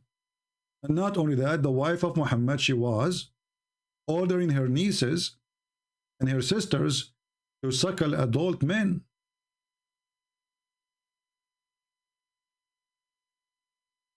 Is that true? Read and laugh. And this is Sahih. Yahya related to me from Malik, from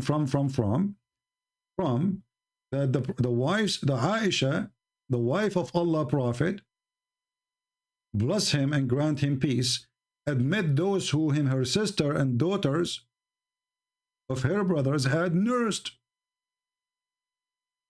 How they do that? She opened an office for breastfeeding.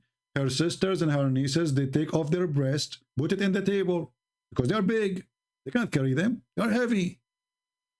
And then anyone want to meet with Aisha, he have to suckle the breast of the sisters of Aisha.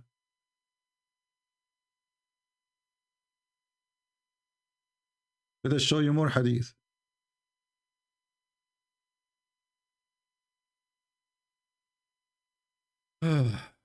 What a stupid religion. This is religion. If this is religion, what is this stupidity?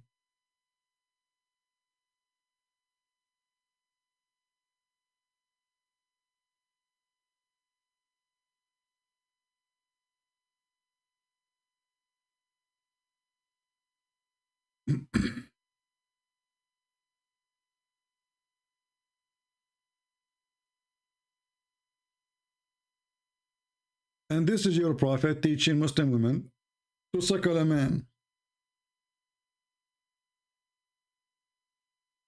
Look at this. The guy, he have a beard, and Muhammad is ordering the women to suckle him. All of this is Sahih Hadith. And Aisha, she is ordering the same.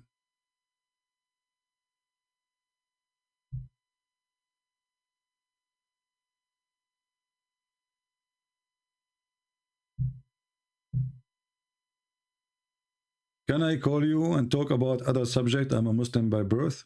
Maybe this is, let us see, false Muslim or ultimate.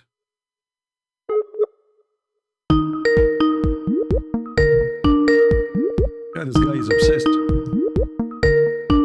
He could not, he cannot give up. That's it. Trying to retain his honor, which is all over the floor. If you have any, he's not answering. So listen. The title today is why Allah sent Moses to school. The answer is to kill a boy, to make a hole in a boat, which will cause it to be drowned, and to learn that he should not be decent. Like the story later speak about a wall was going to collapse, and if the wall collapsed, those people who they were not nice to Al-Khadr, they will find a treasure. This is why Allah, he sent Moses to learn. This is the knowledge. He kill a boy, he have no guilt, he never commit any crime.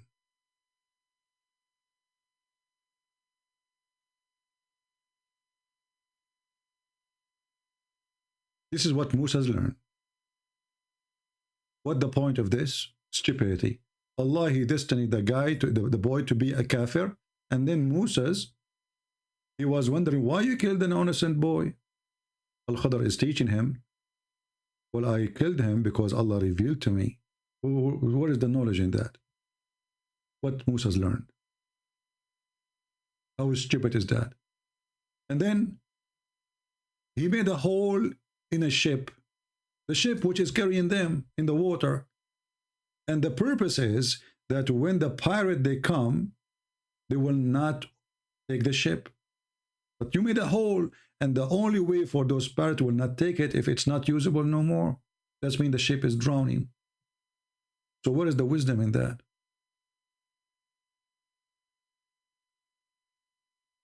As for the ship, it belonged to poor people, okay. make in a working in the sea. Okay, so I wish to make a defect damage in it, as they were kings after them to size the ship. First of all, why a king want to size a ship of a poor people, which means it's useless? A king?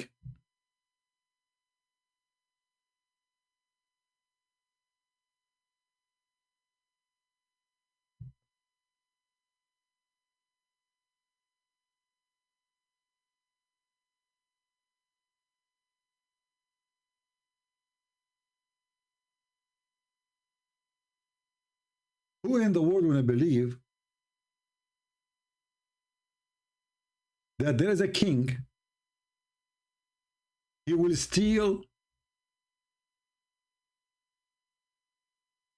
a boat of a poor person, which is obviously made of nothing, a piece of wood? Who want to believe such a story? And now after we make a hole in it, the king, he changes his mind. But you damage the boat. If the king, he refused to take it, that's mean it is damaged. They will be drowning. So was Moses, was Al-Khadr helping those poor people? What a stupid story.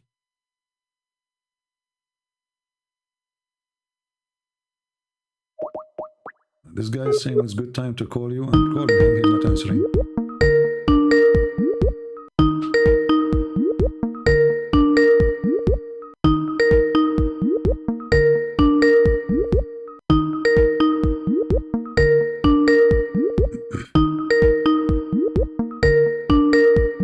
Are you going to answer or not? Let me mute the microphone speaker so you guys will not be annoyed with the ringing.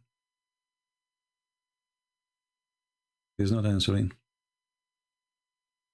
People are weird, you know. They say to me, when you can't talk to you, and then we call them, they don't answer. Ah, he want to talk to me privately. Oh, okay, sorry. So this guy looked like he is going to leave Islam. He want to talk about, okay. I got you wrong, sorry. He's a Muslim, but he is almost out.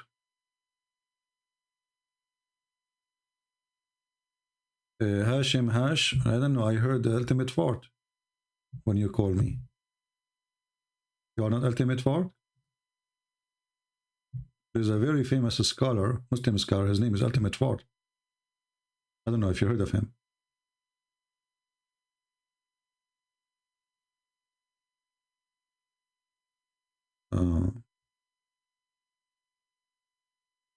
Big scholar. Let us see. Let us look for Hashim. Maybe I was wrong about you. No problem.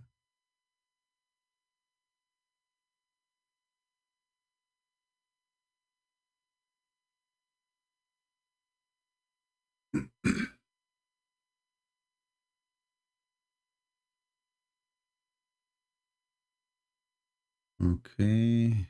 Hashim, where is Hashim?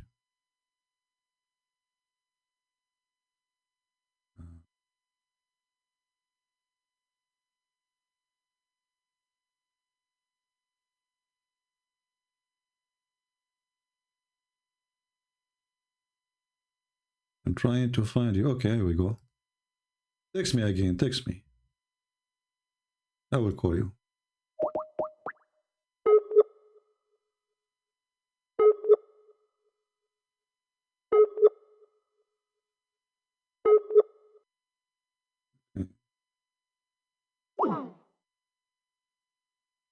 Calling the wrong guy, hold on.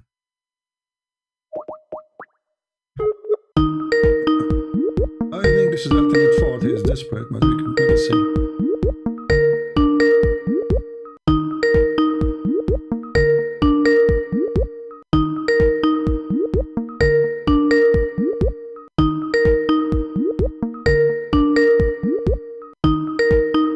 Okay, we will mute the speakers so you guys don't get annoyed. Answer, Hashim.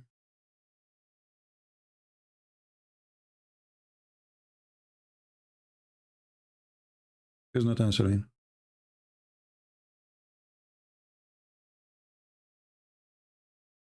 I know what we'll do with those people. Even ultimate fault, he don't want to answer.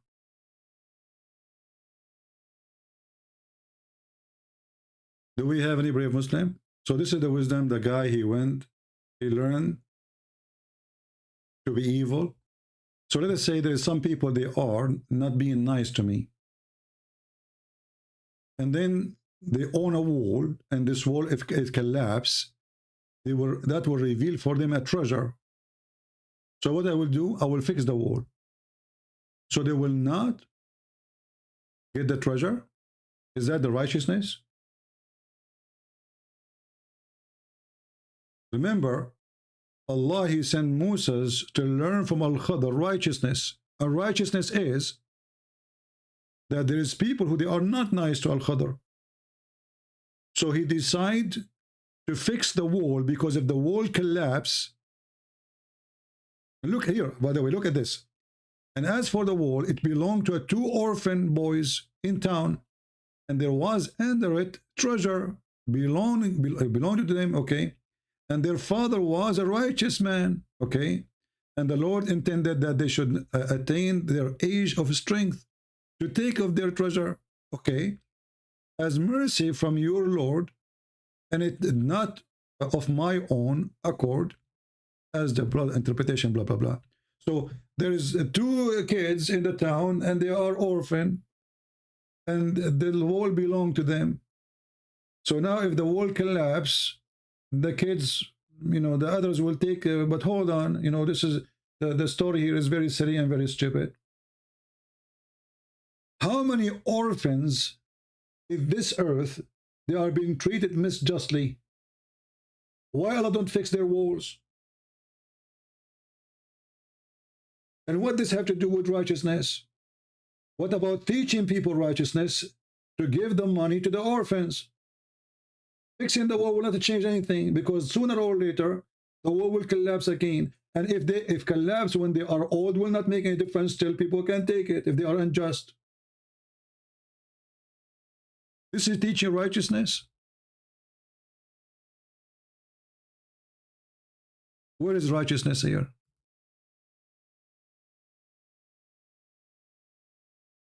And what makes it more ugly is the story of the kid.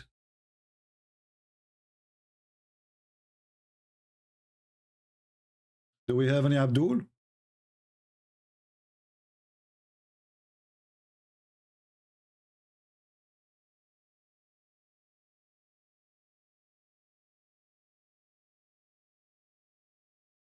Let's see this Abdul here.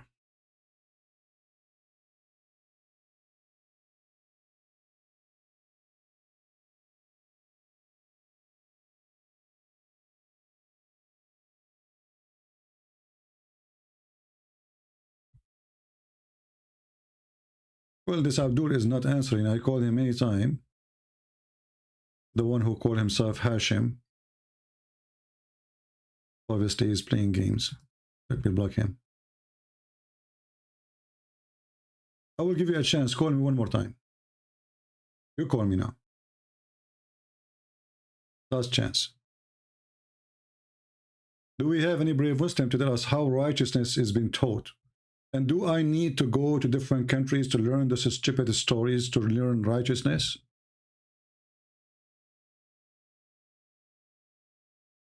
And how that make this person more knowledgeable? If Allah, he taught him something, that means he is not knowledgeable. It is Allah. If Allah taught him behind this wall, hello? Ultimate?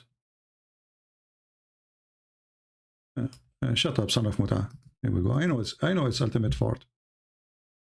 How about son of Muta? Yeah. Potato. You know, this guy is obsessed. He cannot retain his honor. The guy who have pupils in his wall. Go clean your wall, you idiot. You remind me of your prophet who used to dry his hands after having sex on the wall. On the wall. Have you ever heard of such a clean prophet? Dry his hands on the wall.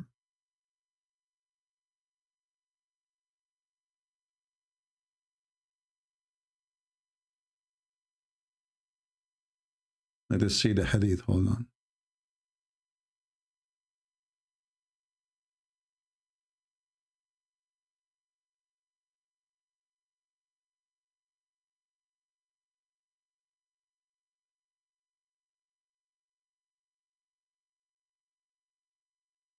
All right. This is why ultimate fault, his wall was so dirty, disgusting. He was following the steps of the prophet.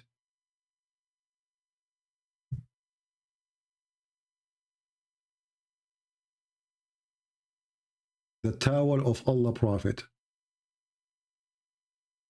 Do we have any real Muslim here have anything to say?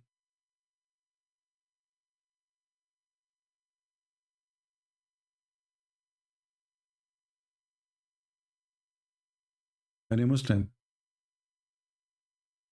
Mayday, mayday.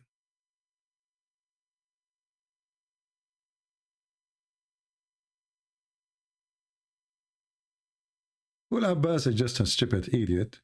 No, he's just a kid anyway. I mean, we have tons of videos about Abbas. If we want to play his videos, people will die laughing. We have enough comedy of him.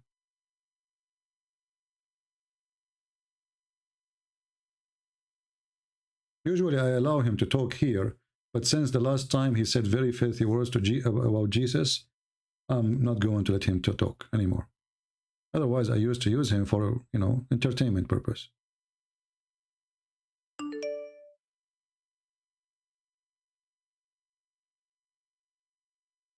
Do we have any Muhammadan?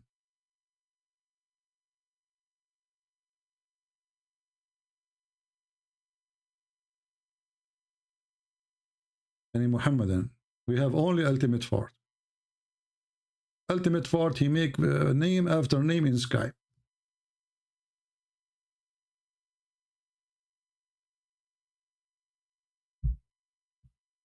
Any Abdul? So what we learned today? We learned that there is a fish. She have water from the fountain of youth or the fountain of life and come back to life again. And this is supposedly a fountain Allah created in this earth. It exists, brother. And then we have a prophet, his name is Al-Khadr, who drank from that water. And since then, when he sit in the ground, his ass made everything green.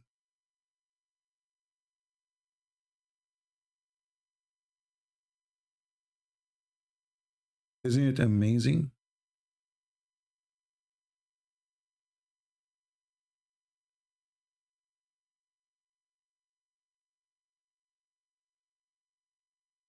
This is the same ultimate fort. Isn't it amazing? This is Islam. How many of you Muslims really believe that there's a guy, his name is Al-Khadr, he was a green, called the green, because when he sat in the ground, everything turned green because he drank from the fountain of youth.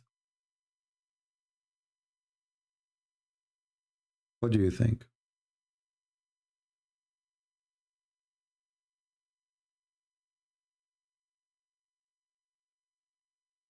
Anyone? This is the whole story, and this is what behind this story. A fiction about a guy, he exists long time ago. He was exist in the time of Noah. He was exist in the time of Moses, exist in the time of Muhammad. He was in the funeral of Moses, the funeral of all prophets. He was in the funerals. Why? Because he drank from the fountain of life. Stop telling me this guy wanna text you, this guy wanna call you, otherwise I will block you. I blocked that guy. He is ultimate fort. Don't you learn? I am not blind. Anyone will repeat the same thing. First of all, If somebody want to text me, he can text me. It's not your job to tell me who want to text me. My Skype is open. I'm not blind, I can see. So don't be silly repeating the same thing.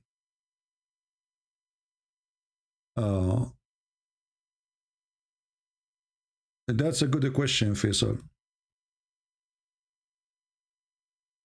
Faisal here have a question, as long as no Muslims is answering about, obviously they are covered to answer. Faisal here is asking a question, how Jesus become God? Is God? He was born, become part of his creation. Okay. You see, I'm going to use the logic you are using. Is that fair, people? Can we use the logic Muslim use? We should use it always, because obviously this is the only convincing logic.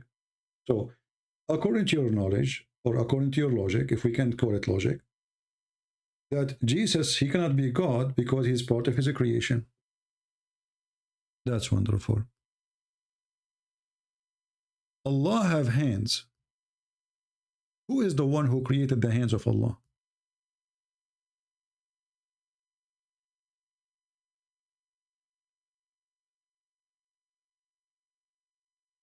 Can you tell me?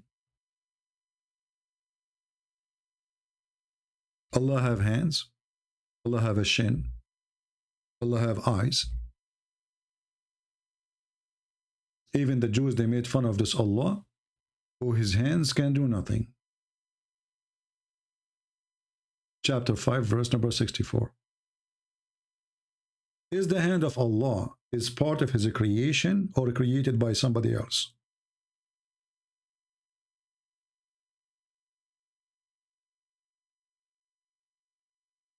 Are you there, Faisal? Do you like to call me?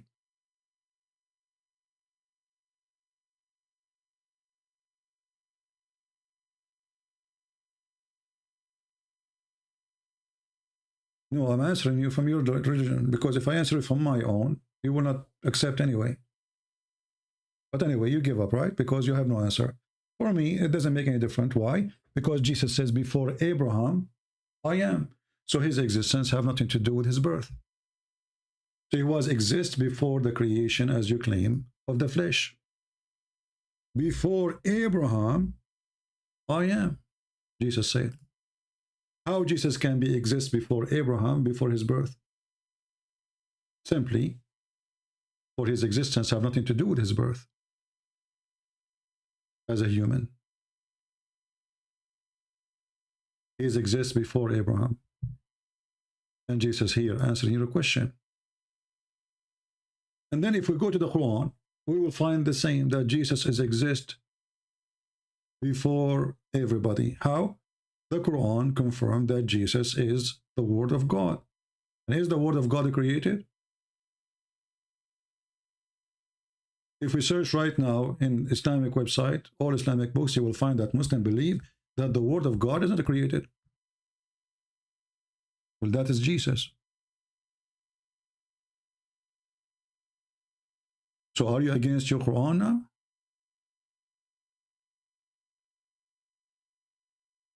This is your silly Quran saying the following, that Jesus, and the Muslim, they add their own fiction translation to the words, which is not there, trying to fix it, horribly written, exposing the silliness of Muhammad. So this verse is supposed to be speaking against the Trinity, right? Okay.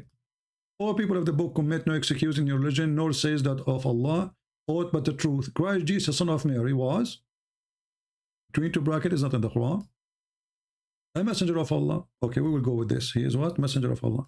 Then his word. Okay, let me ask you, was the word exist before the messenger or after the messenger? Does any Muslim can answer? Was the word of Allah exist before Jesus or after Jesus?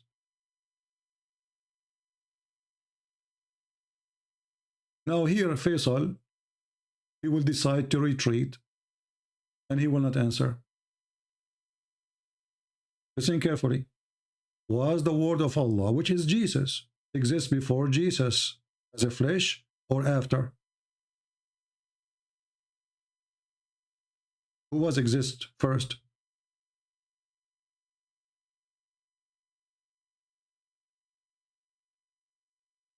Who is a Muhammadan can help us?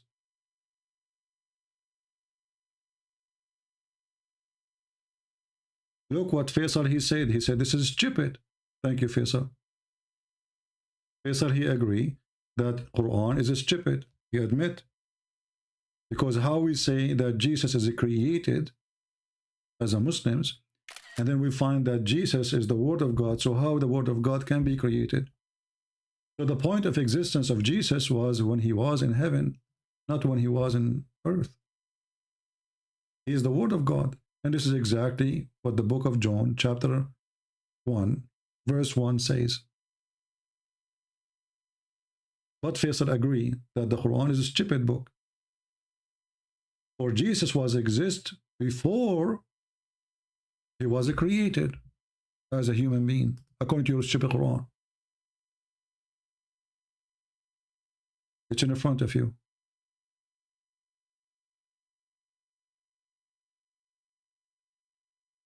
And not only that, what about Jesus being the Spirit of God?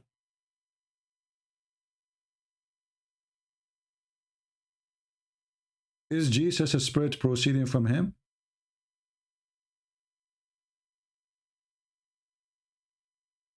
This is your stupid Quran. So was the Spirit of Jesus created? If the Spirit of Jesus is created, that means Allah is created too, because this is the Spirit of God. According to your Quran, Jesus have the Spirit of God. It's in front of you.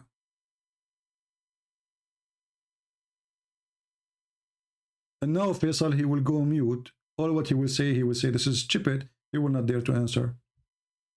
So our Bible get you busted, your Quran get you busted. Should I borrow somebody else? Should I go to the Hindus?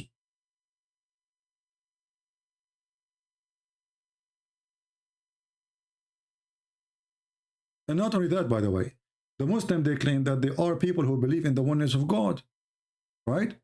But if you ask Muslims, is the Quran created? Hey Faisal, tell us please, is the Quran created? Muhammadan in the chat, tell us please, is the Quran created? They will say no.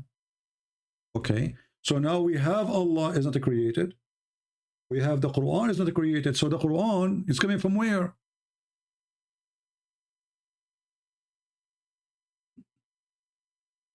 Madness. If the Quran is not created, if the word of Allah is not created by Allah, so it's coming from where? So now we have two divine and created. What is the oneness of God?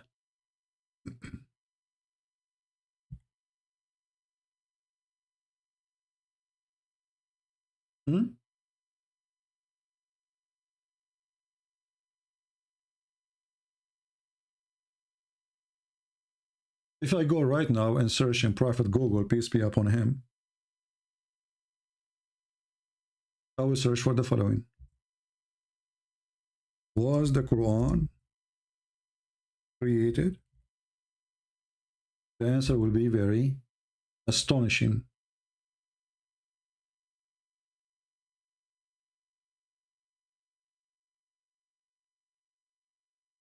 The Quran is the word of Allah.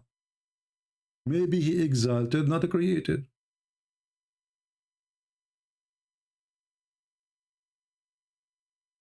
So, if Jesus is the word of Allah, he isn't created too. And then how we can say it's the word of Allah if it's not created by Allah? How this word belong to him if it's not made by him? You see how stupid this religion is? So now we have two uncreated individuals. And not to forget that Muhammad, he claimed that the Quran will come in the judgment day as a man who looked like a ghost, dead ghost.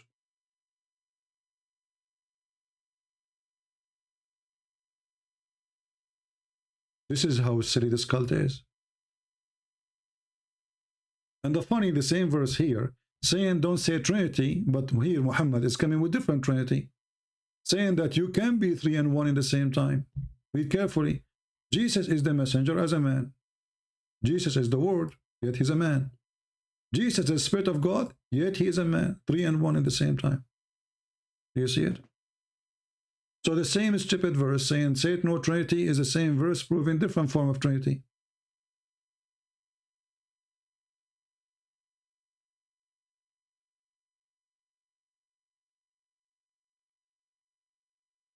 Any Abdul?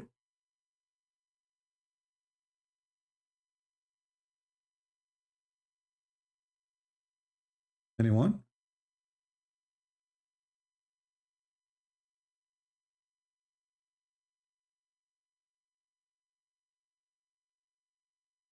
G Mu, you can contact me only if you are a Muslim. If you are not, you chat here like the rest.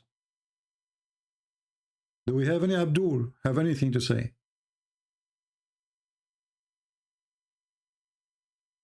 Anyway, you know, guys, I'm thankful that Allah, he gave me the blessing that when I sit on the grass, I make it green. And this is why now many countries around the world, they are trying to have contract with me. All what I need to do all day long, I fly from place to place, sit in the ground and make it green. Actually, there's an island called the Green Land. It is called this way because I sat there. Since I drank from the fountain of life, I will tell you a different story, which is not really nice maybe. Once I met a woman, she is so beautiful. I decide to shake her hand. I shake her hand, she turned green. Hello?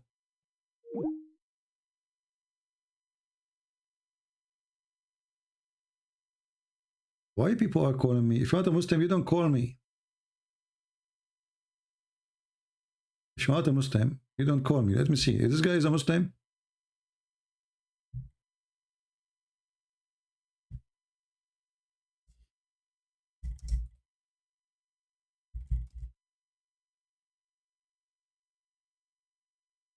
If he is not, he will be blocked immediately. So anyway, I'm telling you, this is a true story. That this woman, you know, I shake hand with her, she became a green, brother. Because anything I touch became a green. Okay.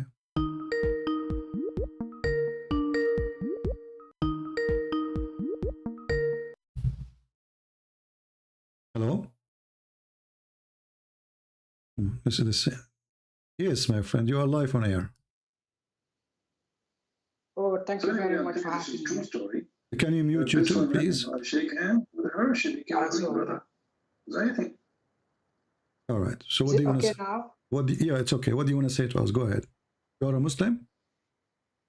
Yes, I am actually. All right. What do you like to say to us? You are welcome. Yeah, I have a question about Jesus, man. You have what? I have a question about Jesus. All right, go ahead. Yeah, there is this chapter in Matthew. Yeah. The 6th chapter or the 7th chapter. Eh? Hello. Yeah, I hear you. Go ahead. Yeah. In this chapter, if I'm not mistaken, it clearly indicates that Jesus is an obedient mortal. What? And God is the master. Jesus is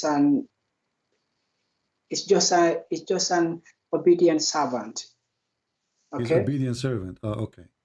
Yeah, and God is the master, and Lord as well. All right. So what? Where it says that Jesus is just a servant, he is not a master. Matthew says. No. Yeah, in Matthew, chapter 6 and 7. Yeah, because I'm having my 6. Quran. Okay, where in chapter 6 it says that? Because obviously you are reading an article, right? You must read an article. No, yeah. I'm having my my Quran with me, and they indicated that in Matthew, verses 6 and 7. In the Quran, it says in Matthew, the Quran says that. Yeah, look, the Quran that I'm having, okay. Yeah. So it points out that in the There's Bible, nowhere in the Quran the name of Matthew is mentioned. What is that? No, you don't understand what I'm trying to say. So you said to me the Quran, you have a Quran, and the Quran says the following, right? But the Quran never mentioned the name of Matthew. No, I mean in the Bible there is the book of Matthew. Okay, but the, so you are saying you saw that in the Quran you have. Because I'm having my own Quran, and in this Quran, so how you have your Quran, and your Quran mentioned Matthew. The Quran never mentioned Matthew. Can you tell me which verse in the Quran mentioned Matthew? No, bro, this is like a commentary in the Quran that I'm telling you. Okay. Oh, the Quran, so it's not commentary in the Quran. Okay, that's amazing. So the Quran commentary in Matthew 6, it says that. Yeah. So okay. I'm trying where it says that? Okay, where it says that in Matthew 6, it says Jesus is not God; he is just a servant. I think it's about these verses in the Bible or in Matthew where the devil is trying to tempt Jesus. You remember this? Okay, but that it says, but Satan, he said to him, if you are son of God, throw yourself, and then your father will send angels to save you. It says there he is son of God. Yeah, but how can the devil tell that to God? The devil is talking. Jesus did not do what the devil he wants. But the devil he speak to your God too. The devil, he said to him, the devil in your religion, did he disobey even Allah? What? Did the devil disobey Allah? In Islam? Yeah. Is that a question? In Islam, you're trying to say that the devil disobeyed Allah. Yeah, of course. Yeah. Okay. Yeah, here Jesus, Shaitan is talking to him. He's trying to find out who is this person. Is he really the son of God? And he is trying. Because if he do what Shaitan he want, then this person is a human like everybody. If he could not make him, then he cannot be a human like everybody. So according to your religion, is Jesus a sinner? According to my religion, as far as I remember, no. Okay. No. So Shaitan, he failed. Okay. No. I will go with you. You just said something very important. I respect your honesty. According to your religion. No, according to my understanding, I mean, I might be wrong, but according to No, my friend, no problem. So, no, it is actually true. According to the Quran, Jesus is holy. Chapter 19, verse number 19. But we need to ask ourselves now a question: why Jesus is holy and Muhammad is not? Yeah, because Jesus is holy, because Jesus, unlike Muhammad, Jesus is not having a biological father. Okay. So the reason, okay, I will go with you. This is very nice to say, actually, very smart. Jesus is holy because he don't have a father like us. Adam don't have a father too. Yeah, but Adam, on the other hand, is also not having a mother. So still there's a difference between Adam. Adam is not having a biological mother. Jesus, we see, he used to have a biological mother who was Mary. Okay. So Jesus, he have a mother. Adam, he don't have father, neither he have mother. Shouldn't Adam be more holy then? Because he don't have a father, neither a mother. Shouldn't, this question, I think it's a smart question, but again, look, I'm not well versed, okay? So I think I will go with you. Take it easy. My friend. Okay, when we say maybe Adam when we say a person is holy, what does holy mean? We say a person is holy. What holy mean? Holy, I think holy means like somebody who is completely righteous, truthful, and it's like almost perfect. Yeah. Okay. Not almost, because don't you call Allah holy? Is Allah holy? according to you? No, Allah is the holiest of holies. There's no holiest and there's no less holy. Either you are holy or not. There's nothing holiest and holy. Because if I am holiest than you, and that means you are not holy. No. That means I am holy. My friend. If you are, let us use language. Let us use language. If I say you are cleaner than I, that means I'm not clean. I have dirt. Correct? No. Yeah. What, no? This is not my understanding. My understanding is if you are clean and I am clean. So now we have to check this out. Who is cleaner? There can be a small dirt or an unfinished. You can be cleaner if you are holy. Holy is the top.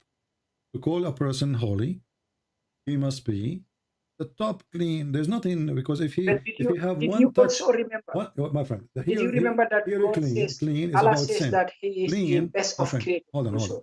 The word clean here is about sin, correct? The word clean, we are using the word sin. Is it sin what will make us unholy? Right? Sin. What? Sin. Sin. Yeah. Okay. So did Jesus commit any sin?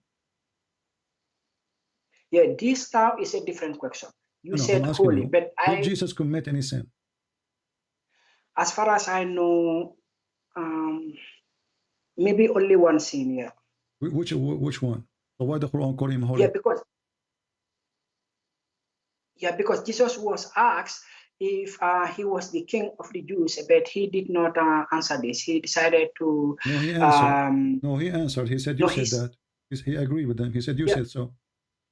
He said, "Well, you are asking me about something." No, my friend, no, don't make things up. They asked him, "Are you the king of the Jews?" He said, "You said so." So you agree. You just call me king. You said so. No, but the question is, are you? My friend, yeah, the question is, don't fabricate things. Secondly, don't we have the Quran saying that Jesus is holy already? Yes. Okay. And this is Quran being given to Muhammad 600 years after Muhammad? Yes. Okay. So 600 years pass and Jesus is holy. Yeah, like I said, my understanding is that Jesus can be holy. Muhammad in the time of Jesus, was he holy? Muhammad in the time of Jesus? No, in the time of Muhammad, sorry. I mean, when we were Muhammad, the person, was he holy? Yeah. He was? Yeah, Muhammad was a righteous man. I'm asking, is he holy? Did he commit sin? No, he was not holy. Okay, I want you to read for me. I don't know if your screen is open. I hope your screen is open. I will put for you the verses from the Quran. What do you mean my screen? Yeah, but just be sure that to mute the YouTube so we don't have double sound. Okay. This is your Quran in chapter 48, verse number 2, saying that Allah is saying, "May Allah forgive your sin." Speaking to Muhammad. So now you confirm, and everybody heard you, that Jesus is holy. 600 years after Jesus, still Jesus is holy. Wonderful. Muhammad, in his time, he is a sinner. And the Quran confirmed that. Yeah, I can recall that that is true. So, okay. But so how Jesus, still the best how Jesus is a human being like us, and he is holy, and how Muhammad is the most righteous person. You just named him that, right? The most righteous person, but he's a sinner. Brother, Jesus is not a human being like me and you. He is simply not with a biological father. Okay? So me and you, we are having both biological parents. Okay. So now and Jesus, so you are saying that Jesus' nature is above sin. Is above sin. Yeah. Look, I'm not so about. Yeah. Okay. Maybe yes. Yeah. So Jesus' nature, people, is above sin. Muhammad's nature is the nature of a human being. Is a sinner. So who's God? Yeah. That. So what is God then? God is the one whose nature is above sin. God is the one whose nature is above sin. Yeah, but we look. Okay, we're talking about, like I told you in Matthew, there is this, My in friend, Matthew, there's exactly. nowhere in Matthew is saying what you are saying. That is not true. No. Jesus said, I am being sent by my Father. And then Jesus, he said to his disciple, I will wash your feet. But doesn't mean that he is like a servant, a slave. You know, he is being humble. He says, if you don't do what I'm doing, you don't belong to me. And then Jesus is the one who said, I am from above, you are from below. And Jesus is the one who said, I am before Abraham, I am. So all of this is Jesus saying that before Abraham, I am. That's metaphorically. No, not metaphorically. They asked him about his age. He said, how Abraham, he saw your day. Abraham, he saw your day. He said, truly, truly, I say to you, before Abraham I am. He said, how you are before Abraham and you are not even 50 years old. So this is not metaphorically. It's not up to you. The whole Bible speak about Jesus' existence, have nothing to do with his birth. Everything was created by him and for him, by him created. So here now me and you, we came to an agreement that Jesus' nature is above sin. Muhammad's nature is sinner nature. Yeah, it's sinful, yeah. Let us stop here. Is Allah nature is above sin or he is a sinner too? You know, first of all, we don't know what is Allah's nature, okay? Or God's nature, because like we only know about as far as we are talking, we only know about Jesus and Muhammad. Jesus is having a mother but not a father, so therefore we have some clue about Jesus' nature. No problem. I'm asking you now. Let us focus on the topic, please. When I say the nature, I'm not talking about his skin, you know, his hands, how they look like. No, I'm talking about the nature of sin. Jesus is you are the one who said to me, Jesus' nature is above sin. Wonderful. Is Allah nature above sin? Yeah. I would like to agree that Allah's nature is above sin. But again, I don't know what is Allah's nature like. Is it okay? If I go to you now and I tell you, go and flirt with the wife of your son, is that a good thing to do? I don't have son. I don't have any son. Let us say you have a son and he is married. You have a wife, huh? And then I say to you, go and flirt with her. Go to her house. Tell her that you want her in bed. No, I will. Is that evil from Satan or this is from Allah?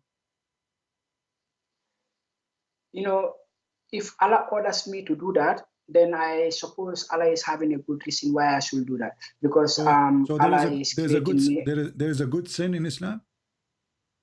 Huh? There's a good sin in Islam. Yeah, there is a good sin. For example, you can lie. So you are saying to me now, if Allah told you to flirt with your own son's wife, Allah, He have a good reason for that. What is the good reason? Yeah. First of all, Allah never told me that, so I can only draw examples. Chapter 33, verse number 37. He told Muhammad. He told Muhammad, chapter 33, verse number 37. Allah, He told Muhammad open my Quran that this woman is yours. So have fun. No, you said chapter what? 33, verse number 37. 37.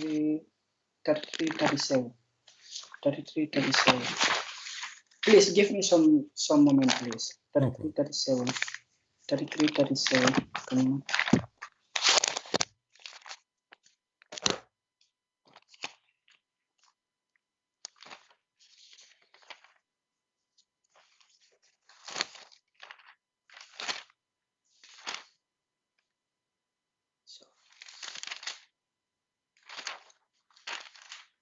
No, he is not. He did not call me before. Did you call me before ever? My friend, did you call me ever before? Yes, I used to call you like before, yeah. And they are saying, did you call before and you left Islam? Did I call before? I was strongly doubtful, but I still did not make up my mind. I'm still looking for more. Yeah, I call you. You remember that, yeah? No, I don't remember. And I was trying receive calls from everybody. I don't know. Anyway. Okay. You said 33, 37, yeah? Yeah. Yeah, 33, 37.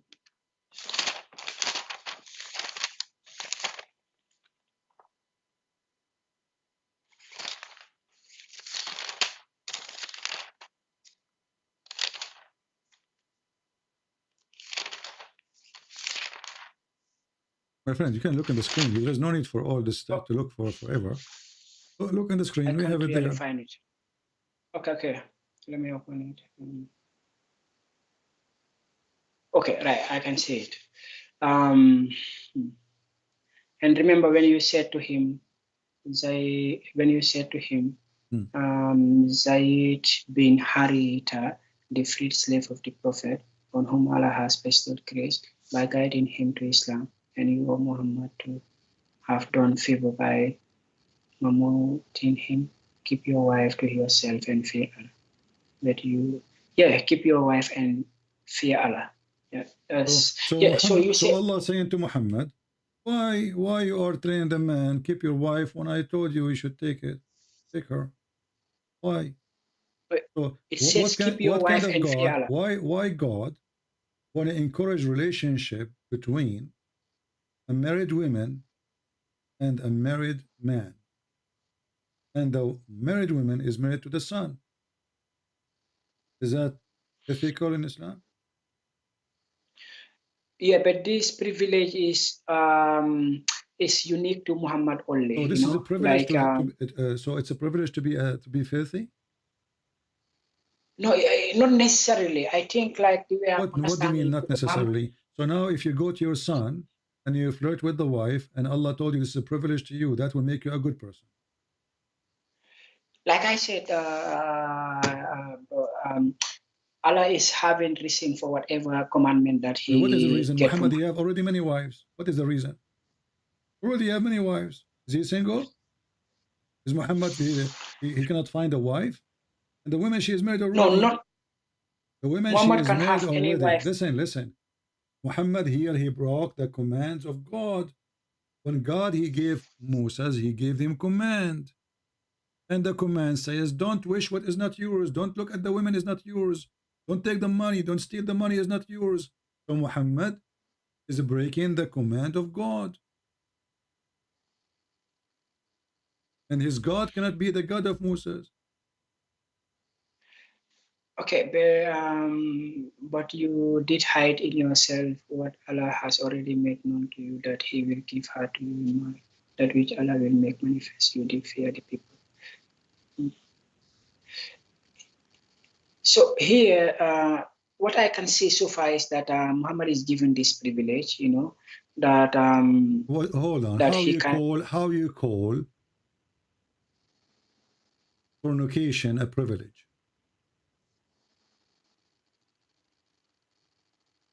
Like fornication a privilege? Yeah. What do you mean fornication? Like Muhammad is going to marry this is a married woman. Any relationship with married women is a fornication. No, but remember, this lady was divorced also before Muhammad can get. What before? The woman is married. The woman is married. Why does God is encouraging relationship with married women? And what kind of a prophet he go to the house of his own son when the husband is not there, and he flirt with the women? Didn't his God say to him the opposite? She says, "Shame on you." As an example, as an example, we have a story in the Old Testament where a prophet of God, he committed sin by taking the wife of somebody else. He did not sleep with her until the husband died, but he sent him to war to die, evil. God condemned his action. Here the God of Islam is blessing him. He's saying to him, why you are hiding what Allah told you? He's encouraging him to have relationship with married women, and you say to me this is a privilege. Yeah, I think this privilege is reserved only to Muhammad. That's why you will not see anybody doing this again. Although so what we learn from you now that Muhammad, he have a privilege to be perverted. To be what? Perverted.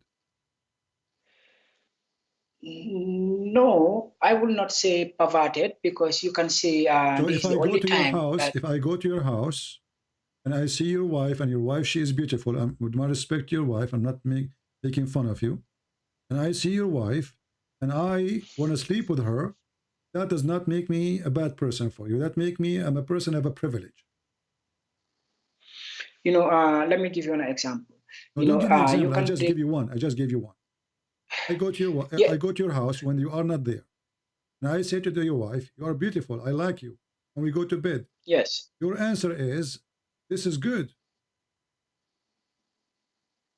You said you flirt with my wife and then you go to bed with my wife. No, but that's not what happened here. No, this is what happened Muhammad, here. He flirted with her because he want to have her.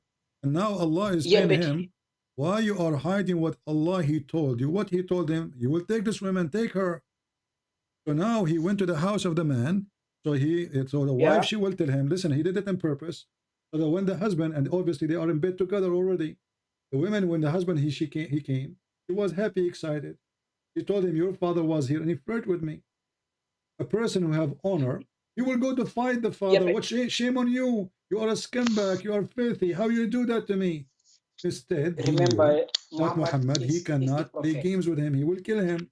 So he went there. He said to You him, said flirt. my No, wife, she is not good to me. I want to divorce her. But he never mentioned divorce before.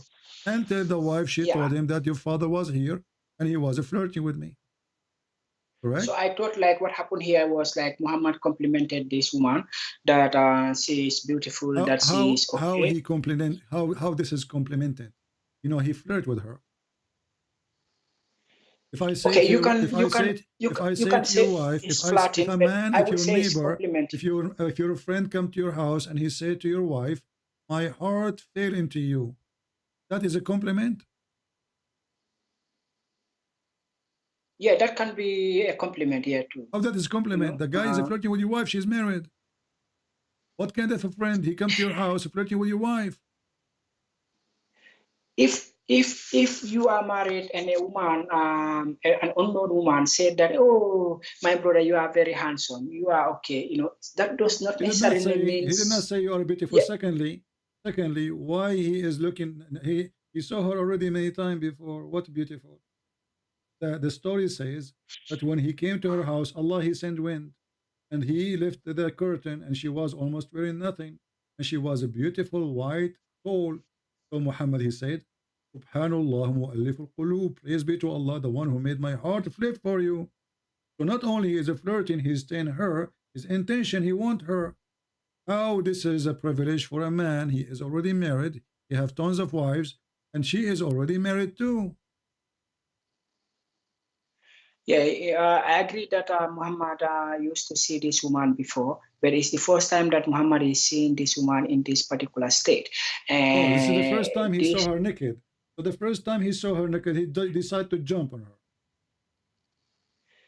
yeah, but remember, Muhammad is also a man. He's a sinner also. Like Yeah, naturally. Okay, so is it a Yeah. sin? Okay, you just said Muhammad is a man. He's a sinner also. So is it a sin to do what Yes. he did, or it was a good thing? No, sinner here. Sorry. What I want to say is that Muhammad can be tempted. Like anybody. No problem. So No problem. Okay, yeah. Muhammad can be tempted like everybody. I can be tempted Yes. too, but I'm not going to go to the house of my friend to flirt with his wife. Isn't it us? Isn't it supposedly a prophet of God is the first one to control himself? Yeah, but this does not always happen. The prophets sometimes we Not can always see happen. It's also. always happened with Muhammad. And look here, what kind of God he is encouraging the man who is tempted. You are the one who used the word tempted. He is encouraged the man who is tempted to do what he's tempted to do. He's encouraging him. Shouldn't he say to him, good, thank you for saying to the man, keep your wife? You should say the opposite. He said, don't, okay, that's wonderful. You say to the man, keep your wife. That's a very good of you. Repent. Don't think about the wife anymore. She is his wife. I think Allah is not encouraging Muhammad here. He is simply supporting him. He is saying to him, why you hide what Allah revealed to you? What Allah revealed to him? That this woman, she is yours. Are you afraid from people what they will say? So he knew that people will say bad things about him because this is wrong. Allah manifests to him. What kind of God he manifests to him about a married woman? At least let her get divorced yet first. And what kind of a God he sent wind to open the curtain so the prophet can see her naked? And then what kind of God he said to the man, why you said to him, divorce your wife, don't divorce your wife, when you should have her?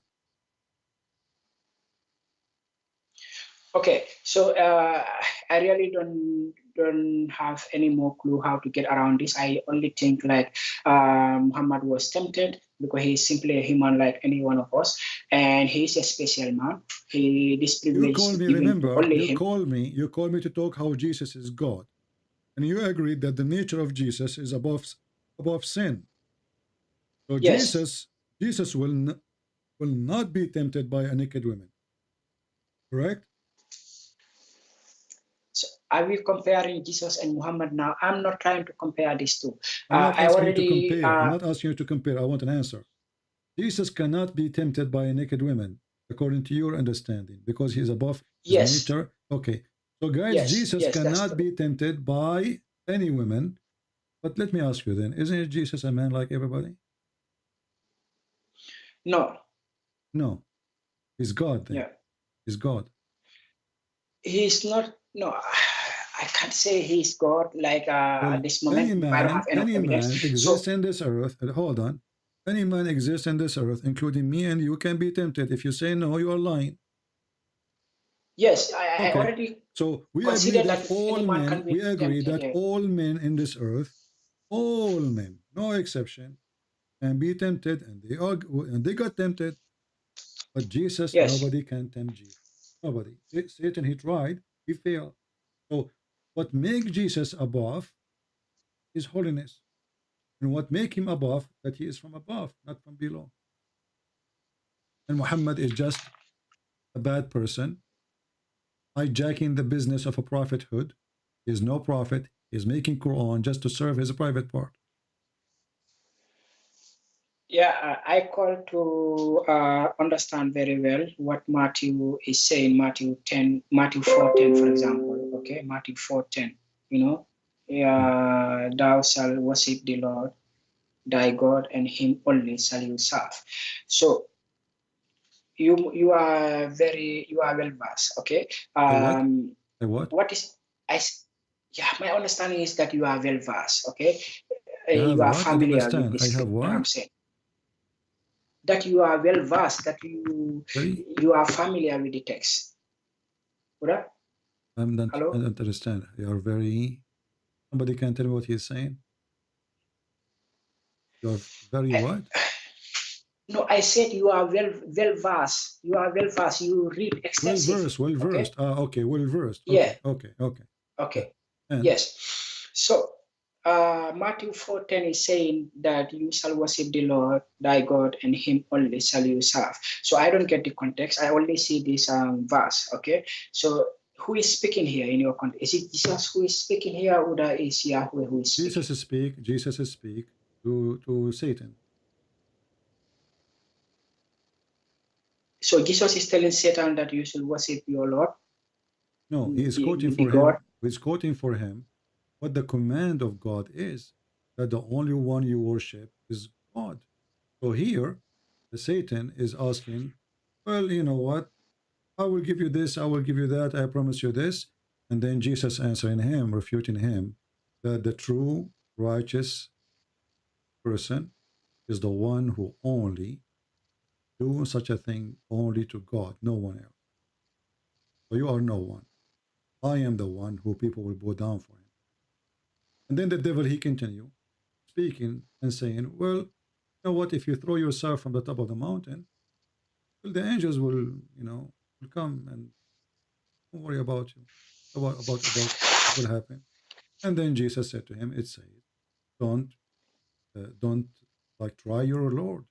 You're trying me. Trying me, I am your Lord. You are trying me. So Jesus here is confirming in every statement that he is the Lord God, and you cannot tempt God. And this is why Jesus in verse number 7 said to him, it's written again, thou shalt not tempt the Lord thy God. So Satan is trying to tempt Jesus. And Jesus saying to him, it's written that you shall not try. Don't even try. It doesn't work with me.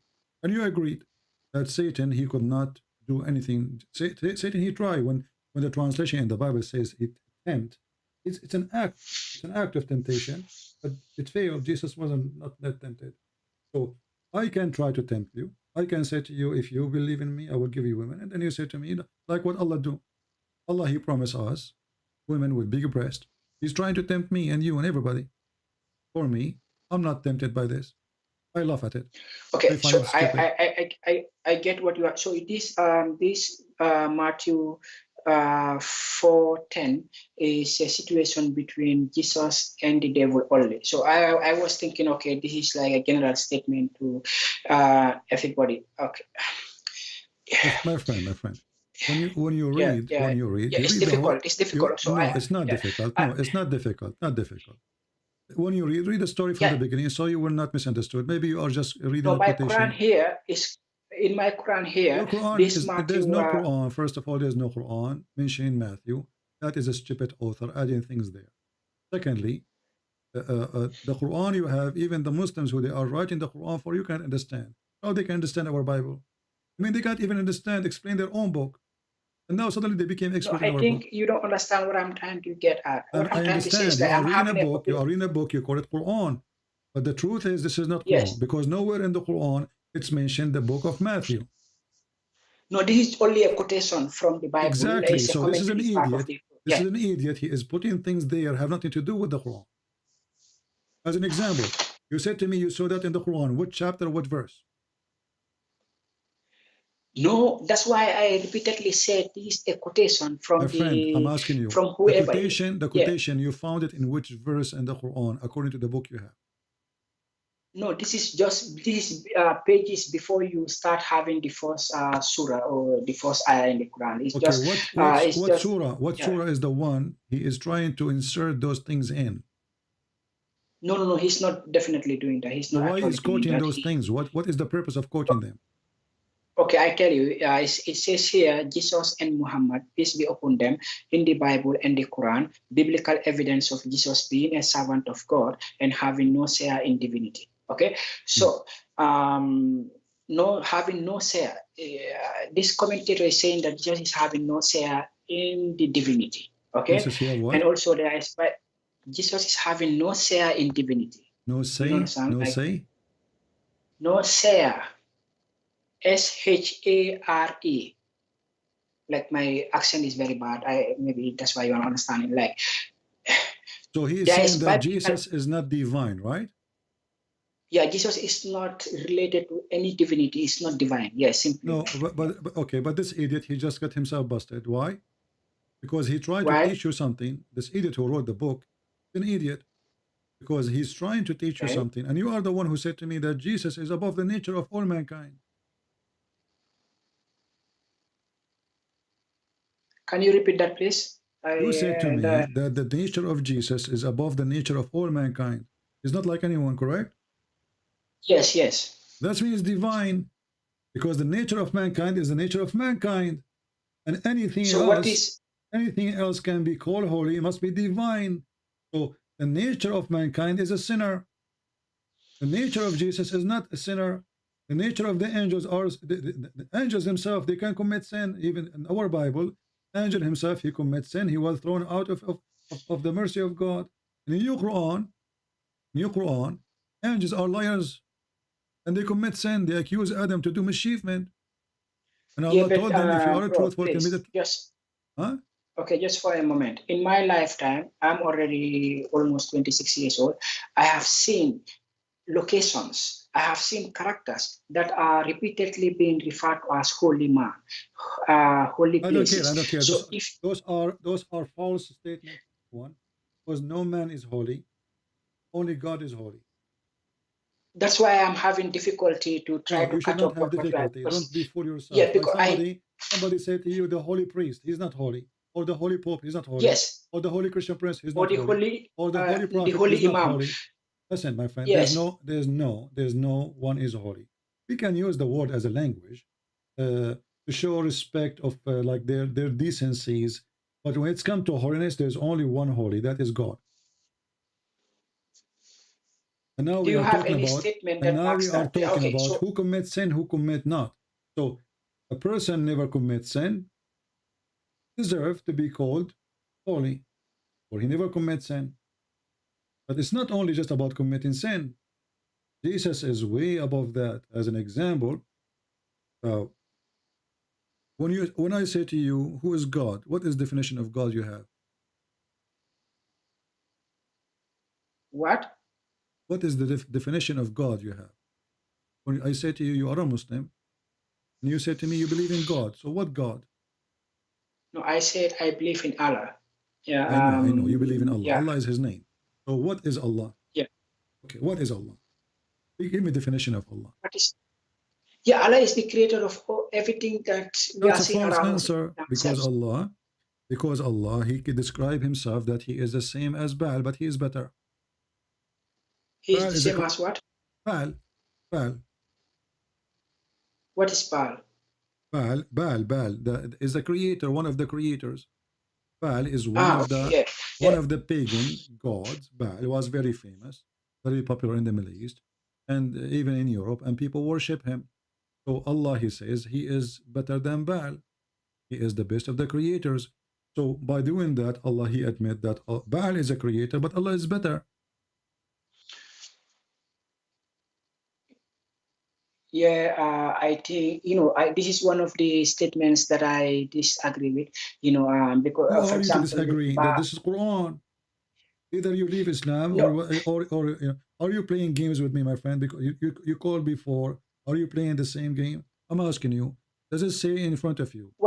What do you call upon Baal and forsake the best of the creators? Does it say the best of the creators? Yes. Okay. So Allah, He put His name next to the name of Baal, saying He is better than Baal. He is the best of the creators. By saying I am the best of the creator. Why you pray to Baal when I am the best of the creator? Which means that means Baal is a creator and Allah is a creator, but Allah is claiming that He's better.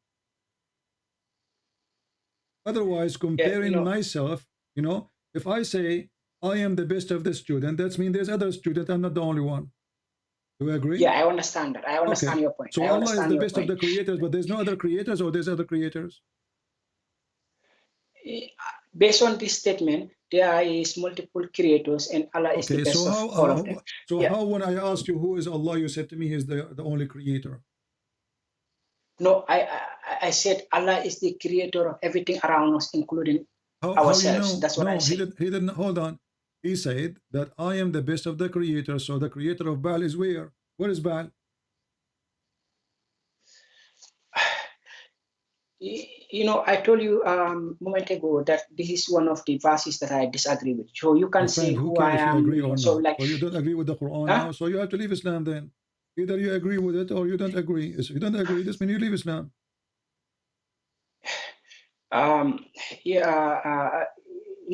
If I gather enough evidence, I don't mind. I can leave Islam, but still, I think I have to take my time. One evidence is enough as 1,000 evidence. Either Allah is the only creator, or He is not. So is He, according to the Quran, the only creator? If He is the only creator, and then He says He is the best of the creators, that means Allah is lying. Because I should but you remember also when the Quran was being compiled, there is still many part of the Quran that was not added, or that was somehow. Then you should agree that the Quran cannot be from God, because simply Allah, He said, "Inna alayna jam'ahu." No, did you remember this point? Because hold on, no. Allah, He said in the Quran, "Inna alayna jam'ahu wa Qur'anahu." It is on us to collect it and to preserve it, and to keep it. So did Allah collect the Quran, preserve it? According to you, no. According to Allah, He will preserve the Quran. According to you, He did not. The preservation of the Quran, as you said, I have trouble agreeing with that 100%. Yeah. Okay. I'm still in it. Okay. So Allah, He could not preserve the Quran, could not collect the Quran. And actually, the one who collected the Quran is Uthman ibn Affan, not Allah. This is again proving that Muhammad is a fraud. But now as long you are saying you don't agree with this verse, you don't agree with that verse, well, the one who made the verse is who? The one who revealed the verse is Allah, I believe, still through the Archangel Gabriel. So how Allah he makes such a but mistake? now, Why you don't what? agree with Allah then? Allah is the one who revealed this No, verse. come on. Human beings were involved. You already know better than me. Human beings were involved, and the compilation and a lot of stuff happened here. You know, So, combination of stuff. what do you mean? You mean you Muslims, you added those words to the Quran? Yeah, Muslims are also human beings. They can be flawed. They can make errors. They can be having selfish interests. Okay. Muslims, we are all human beings at the end of the day. You know, so we are not above. Yeah. So I am one of the many Muslims who think that. So now, whatever I show you, anything stupid in the Quran, you will say to me, "This is the error of a human being."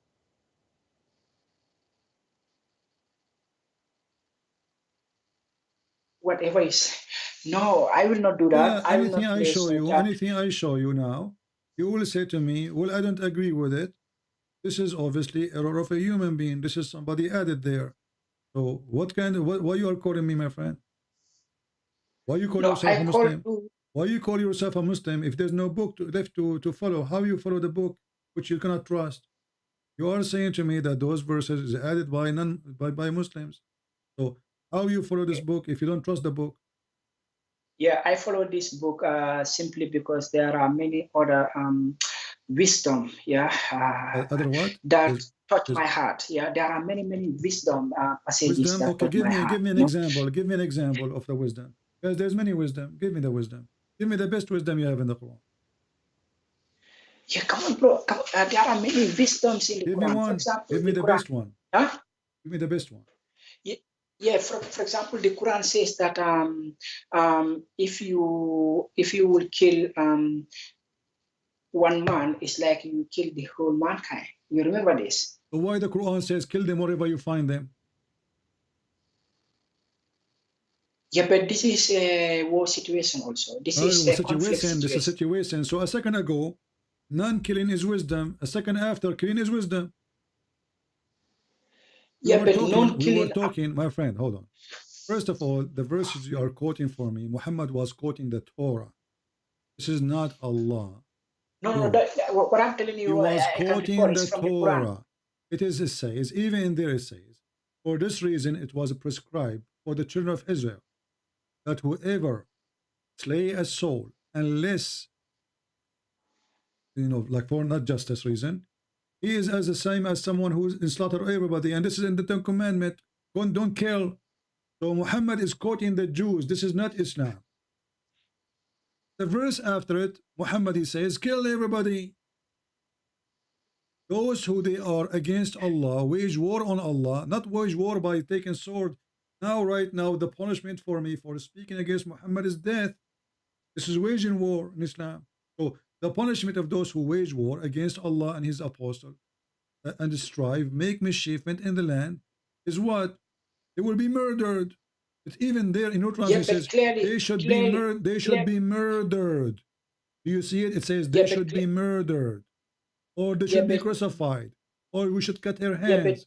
So how the one who kill a human being for no crime he commit, was I did not commit a crime. This is what the verse is saying. If I did not kill anyone, I should not be killed. If I did not kill specifically, I should not be killed. The verse after it says, the one who is against the Prophet, kill him and cut his hands and put him in the cross. But you can see verse 33 is saying that those who wage war against Allah and His apostle and strive to make mischief in the land. So this is specifically isolating this group of people who are waging war against Allah and His apostle. And also, so you agree? You support killing me? No, I will not do that. I will not. I don't support me killing. It's not up to you. I will not kill. I am according to your verse. According to your verse, now I'm causing mischievement in the land. No, you are not causing mischievement. Okay, I think hold on, just to show you that you are a hypocrite person. Isn't it the Quran chapter 9 verse number 9 speaking about talking about killing the Christians and the Jews just because they don't believe in Islam? No, this verse 33, I can see that it says waging Don't tell war me history. against Allah. The verse in the front of you, it says, fight those who don't believe in Allah, nor the last day. It doesn't say those who fight you. It says fight against those who believe in Allah. Who fight against those who believe not in Allah. So number one reason, what? They believe not in Allah. Number one reason, number two reason, no the last day. But third reason, they don't forbid what Muhammad forbid, which means they don't follow Islam. Number four reason, those who don't acknowledge the truth, religion of truth, which means they refuse Islam. From the people of the book, and this, so all the crime they did, they refuse Islam, and now we have to kill them. So how you say to me, the Quran, the wisdom, it says if you killed one man, as if you killed all mankind, and now you want to kill anyone just because you don't accept Muhammad to be a prophet? Yeah, but you can also see that there is this verse that says that if you kill one man, you kill the whole mankind. How that so work, now my friend? Muhammad, all what he did, he justified the killing now. That if you kill one man, if you read the verse, by the way, this is about killing a Muslim. If you kill a Muslim, as if you killed mankind, but if you kill all the Hindus, it's okay. If you kill all the Christians, okay. You want me to show you the interpretation for the verse? Yes, please. Okay, let us go and see the verse. If you kill a Muslim, and now if this is what it says, what you will do? Are you going to leave Islam? Or say yes, please, just to, playing games? Like I said, I think this religion is too old and too deep. Yeah, too deep. For me, I can tell how too deep it is. Yeah. So guys, this religion is too deep. Okay, too deep. It says the sperm coming from the backbone. And too deep, it says that the prophet he can flirt with his. It's too deep. Hold on. And too deep that the prophet he have a privilege. He can flirt with the wife of his son. Very deep. Now read with me. Which book of interpretation you like to read from? Which one is your favorite? I think Ibn Kathir. Ibn Kathir. Let us go to Ibn Kathir. Okay, let us go to Ibn Kathir. Here we go. We want to make you happy. Ibn Kathir.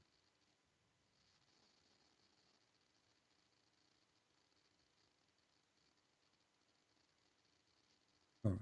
This is Ibn Kathir. There is no Ibn Kathir. This is Al-Jalalain. Yeah, this is Ibn Kathir now in front of us.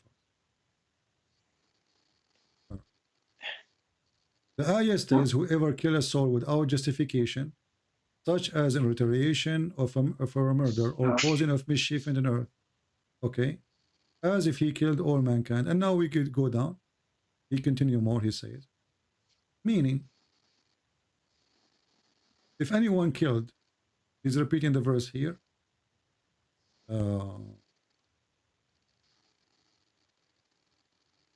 Let's see where.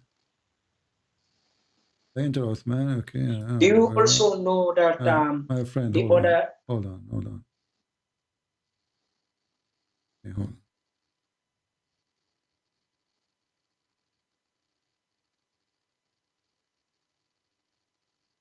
Read it. It's about killing Muslims. If you kill Muslims,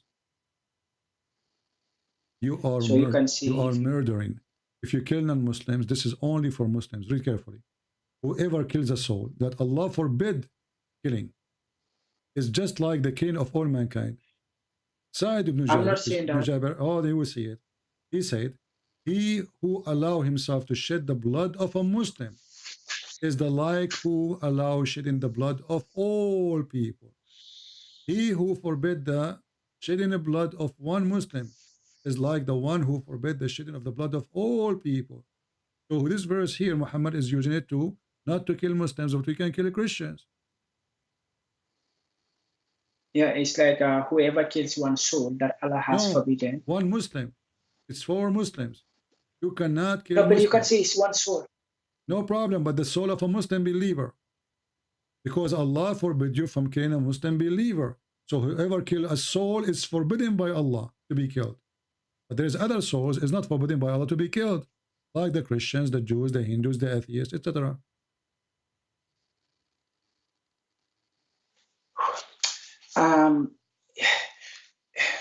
Yeah, it's definitely too complicated. Okay, it's definitely okay. Take care. You are just playing games. Yeah, it's complicated. And let me block you. Actually, I have no time for liars. It's complicated. Even this one is complicated. Even this one is complicated.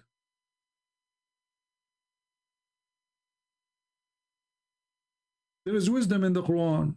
What is the wisdom? The sperm coming from the backbone of the man, and a sperm coming from the ribs of the women. And if you go to your wife, son, you're the son of your wife of your son, flirt with her. This is wisdom. This is wisdom, brother. Only Allah can come with such a wisdom.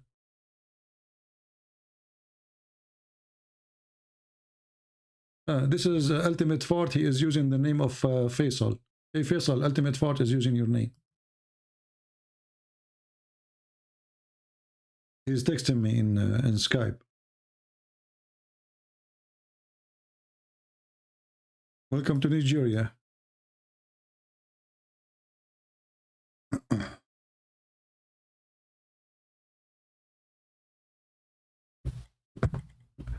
Why you are using somebody else's name, Ultimate Fart?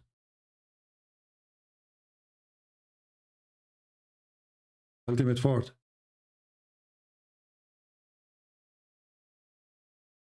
Oh, this is not Ultimate Fart. I was wrong then. Okay. Is that Faisal? Yes, I am. All right, Mr. Faisal. How are you, my friend? I'm good. How are you? I thought somebody using your name. Okay. No, that's actually me. Okay, so what do you want to say to us? You were in here for a while, and you. Yeah, I'm sure just you give have... me a sec. I can't hear your voice very clearly. Just trying to fix my speaker. All right. Fix it, and we will be happy to hear you. You hear me now better? I can hear you, but not that loud, actually. I can barely hear you. Okay, hold on. Let me see. Let me call you back. Hold on. Give me a second. Which is strange because I think this is from your side because the previous caller, he did not complain about my voice. Yeah, the voice is very high in my side. This is only in your side, my friend. So fix your speaker. I will give you a minute or two to fix it. Just text me, tell me that I am ready. Fix your speaker and I will call you. Well, I thought somebody is using his name.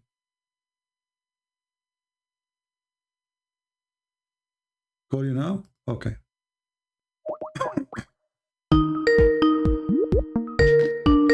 Hello. All right, Faisal, you hear me, my friend? Yes, I can hear you now. All right, what do you like to say to us, Faisal? Thank you for calling first. I appreciate that you're being brave.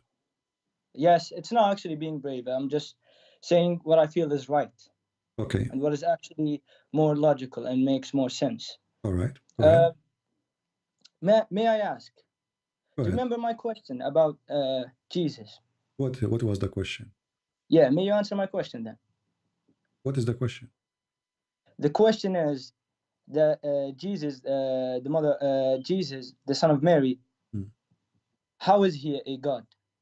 And if you answer this question, how has he become a god? He did not become a god. Jesus did not become a god. Jesus, God, but who became a man. Yeah, for me as a Christian, Jesus did not become a god. Jesus is God who became a man. So he is God by definition. He is God. According to your... Yes, he is God. And let me help you. Do God knew the future? I want to see evidence, please. Okay, I will show you evidence. Do God knows what you hide in your houses? Of course, he does know everything. He's all-knowing. Can God read your mind? Of course. Okay. Can God forgive sin? Everything.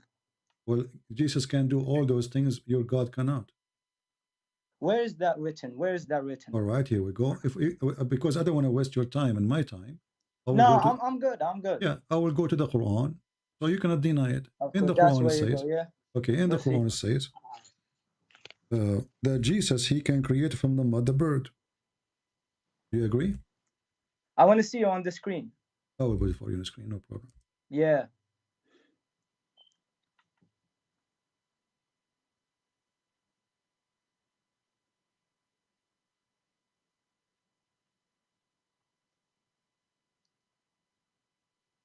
chapter 349 and chapter 5110. Chapter 349, verse 49. And 49? Yeah. And chapter Really? 5110. Let us go to 349, is a shorter. Okay. So here the verse confirm the following, that Jesus, he can create from the mud a bird, and he can breathe into it. Of course he can. Let me tell you this. Okay. There are many prophets, right? Okay. Each prophet has his own miracle. God gives him miracles, such as Jesus. Muhammad had many miracles. Can Muhammad breathe into the mud and make it make the living bird? But why does he have to do that? No, Jesus' name is Al-Masih. Al-Masih ibn Maryam. My friend, you speak Arabic. That's wonderful. I'm asking you. Of course I can. If there's any other person, he can create from the mud a living creature beside Jesus. Allah. Allah. So now, guys, we have two. We have Allah and we have Jesus. Brother, do we agree on that? Brother, I'm not that dumb. Listen carefully. Allah gives his messengers miracles, and one of Jesus' miracles happened to be giving life to a bird, and also healing some human beings. You just said that the one who gives life to the bird is Jesus. Bro, come on, don't play these games. Do you think I'm stupid? You're not stupid. You are smart. Did I use the word stupid? Because you are smart. Because you are smart. Hold on. Because you are smart. I'm trying to learn from you. I'm asking you. Who is the one who gave life to the bird? Is it Allah or Jesus? Allah. You speak Arabic. It says فَأَنْفُخُ فِيهِ. أنفخ فيه, yes. Okay, who is the one who breathed in the bird? Bro, okay, let me ask you this. Don't, please, hold on. See, you're in the corner. Who is the one who breathed? Who is the one who breathed into the mud and give it life? Is it Allah or Jesus? According to Allah's words, yes, Jesus. He gave him the so guys, Isa ibn Maryam. He gave him the miracle. Faisal, he gave him the miracle. Okay, no problem. But the one who breathed, is Jesus, and you agree, correct? He's Isa, not Jesus. Okay, Isa, no problem, not Jesus. You agree. So, but don't you Muslim, you claim that this is Jesus? Sorry? Don't you Muslim claim that this is Jesus? You call him Jesus, but his real name is Isa ibn Maryam. Oh, his real name. Okay. So listen. Of course, everyone knows that. Okay. So the one who breathed is Jesus. You agreed, correct? Yeah, as a miracle. So from inside Jesus, life comes. Oh my God. How would people follow him if he doesn't have miracles? From inside, my friend, hold on. Let me talk, Faisal. Bro, that logically makes sense. So from inside the breath of Jesus, from the power of the breath of Jesus, there's life is created. Do you agree? Yeah. Okay. Can Allah do the same? Of course he can. He created everything. Prove it. What do you mean prove it? Well, now we have a clear proof that Jesus can do that. It is your time to tell me how Allah can do what Jesus can do. Allah cannot do. Prove it. Go ahead. وَيَخْلُقُ مَا لَا تَعْلَمُونَ. This is a statement mean nothing. Allah, he create what you do not. What do you mean? It's under Quran. I want you to prove to me that Allah can create anything. Can you prove to me that Allah can? I'm telling you now. No. وَيَخْلُقُ مَا لَا تَعْلَمُونَ. No. It doesn't say translate. People will laugh. Translate. No, you cannot translate. disagree. Okay, it's written there. Translate. People will laugh. No, I can't translate it because I don't know how to say it. Why you cannot? You speak English very well. No, I don't. No, actually, I cannot translate this part. You named it. It's a translation of a human being. Okay, let me ask you this. Translate. Okay, please listen, Christian Prince. Translate. If you may. Translate. This is funny. Because you don't want to translate. What do you mean this is funny? So why you don't translate it? It's very simple sentence, 3 words. Okay, give me 1 second. I'll try and translate. I'm actually English is my second I will help you. By the way, you quote for me chapter 16, verse number 8, proving Allah to be a false God. Look at this. Allah, he created horses and mules. Did Allah created the mules? There's a kind it's called the mules? What do you mean? Where is it? This is the verse you are quoting for me. You do not know what you are quoting, right? You remember a verse, but you don't remember. So there's a delay, I swear. There's a delay. Chapter 16, verse number 8, it says, and Allah is the one who made the horses and mule. There's no creation is created as a mule. Okay. Mule is a sex between donkey and a horse. I know. Okay. But according to the Quran, Allah created a creature by itself. It's called a mule. Okay. I agree with you, because as I've said from before, my knowledge of the Islam is limited. Faisal, hold on. Listen. No knowledge. Is that what you? Is that how God? So how this God can be? You don't creator respect others. If you do not know that mule is not created as a mule. There's no kind of animals called the mule by creation. This is because of a sex between a donkey and a horse. I don't want to insult anything. Listen, okay, let me tell you this. What is the definition of God? The word God. Don't change the topic. You answer. I just showed you that Jesus. I just showed you that Jesus can breathe into the mud and he make it a living bird. So right now, as we speak, there's birds flying in the sky made by Jesus. Your God, Allah, he think he created the mule. Beautiful. That was a miracle. How is it a miracle? How this is a miracle? God did not create a mule. Oh my God, he's talking over me. God did not create a mule. God created horse, yes. My God, can you hear me? Okay, I understand you and I admire what you said, but can you listen to me? I'm listening. Okay. Musa alayhi salam. Moses. Do you know him by any chance? No, I do not know him. Have you read about him? No. Are you playing games with me or no? I'm taking this seriously. When you say Musas, you speak about different person. You Muslims, you have a Musas who went to find the fountain of youth. Is that the same Musas you are talking about? Which Musas you are talking about? This is the problem. You know what's the problem? Is that you don't believe what I'm saying because it's not on the Bible. Okay, let me ask you this. No, it's not because in the Bible. It's because in the Quran they have different. You are the one who said to me, his name is Isa, not Jesus, correct? So you have different person. You Muslims, you are Islam is no, is it's his name. It's his. Come on, bro. It's his name. No, my friend. Isa is the son of Maryam, which is the sister of Aaron, which is the daughter of Imran. Isn't it the Quran says? Isn't it the Quran says? Because your prophet is a false prophet. He said that Mary is a sister of Aaron. Why are you talking to a guy who has nothing to do with this? Like, why are you insulting aren't you a Muslim person who? And this is why you are calling me. What kind of God? No, I do not know. What kind of God he think that Isa, which is Isa, is the same Jesus, which is the son of Maryam. This is different Maryam. Maryam, the sister of Aaron, is not Maryam, the sister, the mother of Jesus. And your God, he think that Maryam, she is the daughter of Imran, but Imran is the father of Aaron and the father of Moses. Maryam is Mary. Maryam is Mary. Maryam, the name in Arabic is because Maryam. You changed it. No, we don't change it. We go with Maryam, no problem. We don't say this is the name in English, Maryam. But your prophet, because he is a false prophet, he thought that Maryam, the mother of Jesus, is the same Maryam, the sister of Aaron. And this is why we have a chapter in the Quran called the chapter of Ali Imran. It is true that your Quran claims that Mary's father, Maryam, father is Imran. Where? Show me. Are you sure you are a Muslim? Of course I am. Okay, so how you are saying to me, show me, you never heard this before? Yeah, I don't want to say what's Here we go, chapter 3, verse number 35. And Yo, Christian Prince, can you let me speak? The wife of Imran, the wife of Imran. Why are you talking over me? Can you let me speak? Friend, you said to me, show me. You're not letting me speak. You just said to me, show me. I'm You're showing you. You're not letting me say a chapter word. 3. You're not letting me. Chapter 3. Why are you talking? Let me speak. You said to me, show me. You said to me, show me. I'm showing you. Your prophet I didn't do say not it now. know even bro, Jesus speak, belonged to who. Go ahead. This guy. Let me speak. Yo, Christian Prince. Aren't you supposed to represent Christianity? No, I'm not representing anybody. Christianity does not need me to present Christianity. So you believe in Jesus, but you're not Christian. No, Jesus, he is the one who presents Christianity, no one. Oh my God, this guy.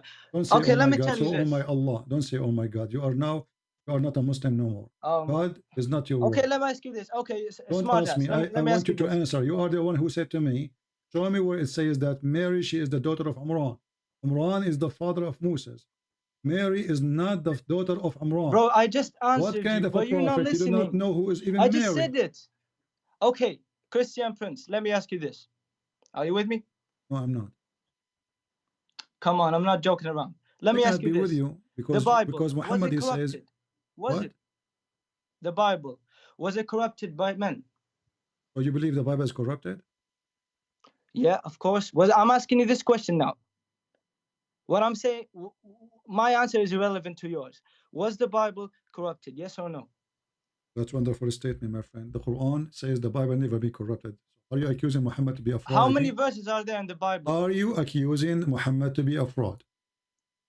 Oh my God, bro. Don't How say, many oh my verses God, are there so, in the, oh my in the Allah. Bible? Of course, because the original Bible was corrupted. Therefore, and there are four different Bibles. So how and the the authors Quran, are unknown. so how the Quran, the verse in the front of you says, confirm what is with them. How it's confirm what is with us, and then it is corrupted. So okay, Christian Prince, you're saying that there's corruptions in the Quran. No, my friend, answer the question. Yeah. You just say that you the say Bible is corrupted. So no? how the Quran confirm the book which is with us? Yeah, no, not this book. There's an original, the original Bible. No, read came carefully. At the time of the Prophet. Muhammad, he came 600 it came years at the time after. Of the Prophet. Muhammad, Jesus. he came 600 years after Jesus. 600 years. They all have the same message. No, it have the same is Islam. because this is 600 the meaning years of after Islam Jesus. Is peace, Listen, not Islam that you mean. Listen, in the time of Muhammad, did the Christian claim that Jesus is God? In the time, of course, there were Christians, of course. Guys, that's of course, why Muhammad was sent hold on. to complete the message. Okay, hold on. So the Christian in the time of Muhammad, they believe that Jesus is God, and your Quran saying in the time of the Christian at that time, the Quran confirmed their book. Read it. No, what you're trying to say is that there are people who believe that Jesus is God in the time of Muhammad, right? Not people believe in the Jesus. All the Christians believe in Jesus as God, and the Quran confirmed that. Yeah, by people I mean okay. all humanity. So how the Quran confirmed the book with those people who they believe that Jesus is God? Yeah, you're saying I'm just trying to understand. You're saying that at the time of Muhammad, there were Christians, right? Of course they were. Okay. That's why Allah sent Muhammad to complete the message. That's why Muhammad. Why you are changing topic now? You said that the Bible is corrupted. Topics? You said the Bible is corrupted. You said the Bible is corrupted, correct? I said it is corrupted, actually. Okay. And so the how authors unknown. So how the Quran saying I believe, I confirm the book is with them? The original Bible, my brother. But this is what was with them. This is in the time of Muhammad. So the Christian, they have the original because Bible. It was corrupted. Four different Bibles was corrupted. The author is unknown. Unknown. No, we know that. That's why Muhammad came. It is you. Okay, it is you who do not know. Was the okay, Quran hold on. 1400 you are years saying ago, unknown. You see, you are trying to run away from the topic. You're trying to run away from the topic. Hold on. Let me ask you. The Quran today you are reciting, where we can find it? Sorry, I couldn't hear you. The Quran today you are reciting, where we can find that Quran? What do you mean? This Quran in front of us. Where we can find there's one Quran. There's no other versions No, you are Quran. lying. You're lying. Your prophet he received. What do you mean you're lying? Your prophet he received 7 Quran. Who told you that? He told me. Bro, are you just fucking around or talking? Don't use bad language. I will hang up on you. Read it. Your prophet told me. Here we go. I'm sorry. I'm a sinner. Okay, the Quran. I did some sins. Allah he sent the Quran, 7 Quran, and Muhammad he asked for 7 because the Muslims, according to him, they are stupid. 1 Quran, they cannot handle it, so he asked for 7. They can't understand 1 Quran, so he wanted 7 Quran because Muslims are stupid, and the proof in front of you. Read it. So now you're being racist towards Muslims. Is that how Christianity represents? Is a Muslim a race or religion? Wow. Is a Muslim a race? You're saying Muslims. Okay, Muslims. Bro, you're Arabic. I know you understand me, bro. Don't be. Friend, I understand. I know you understand me. You are the one who said that Christians are najis, filthy, kuffar. Where is it? Animals in the Quran. In the Quran. Show me the proof then. Where in Arabic and in English for the viewers. You see, you jump like a monkey from a place to place. Even monkeys are Muslims in Islam. Of course, not you're a nice racist. Continue on that one. Okay, yeah? so are you saying now? Jesus. Are you saying that monkeys are not Muslims?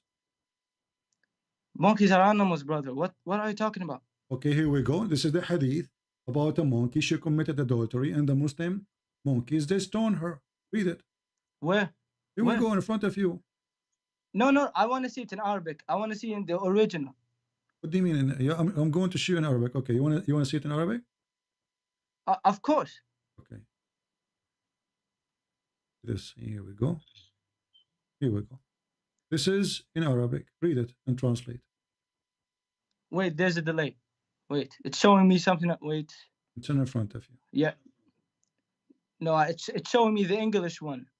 Okay, it's going to come to you in Arabic. I want you to read and translate to everybody. By the way, Christy Prince, I respect you. Don't get me wrong. It's okay. Read for us. Read for us. Save your respect. Let me just see. Where is it? I swear I can't see. I'm just seeing the English. Oh, your screen is too small. It's shrunk. No, it's big now. I can.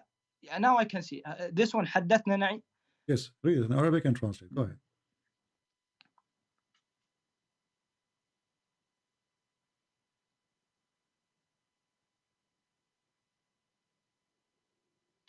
Wait, are you with me?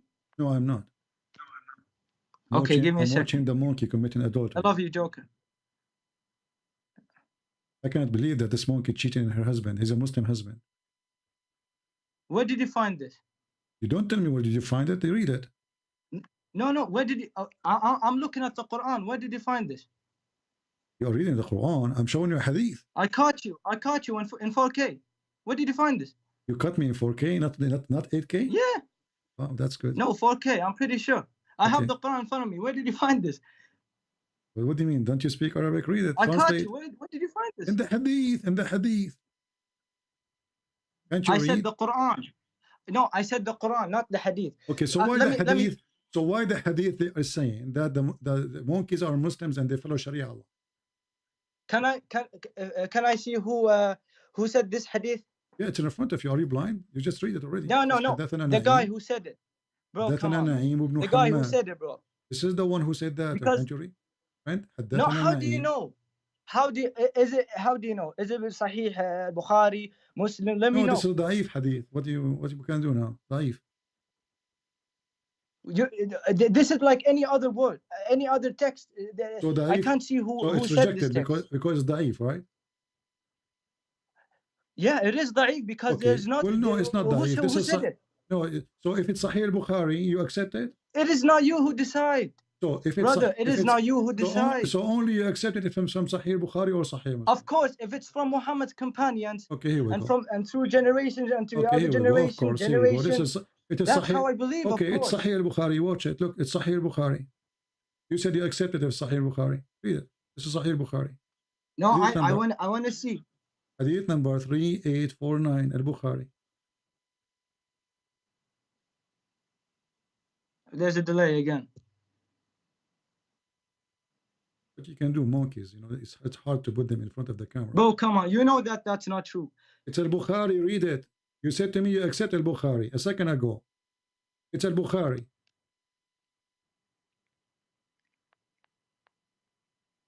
I'm with you, by the way, I'm with you. No, you are not with me because I'm watching the monkeys having adultery, fornications. Are you with me watching? Nice.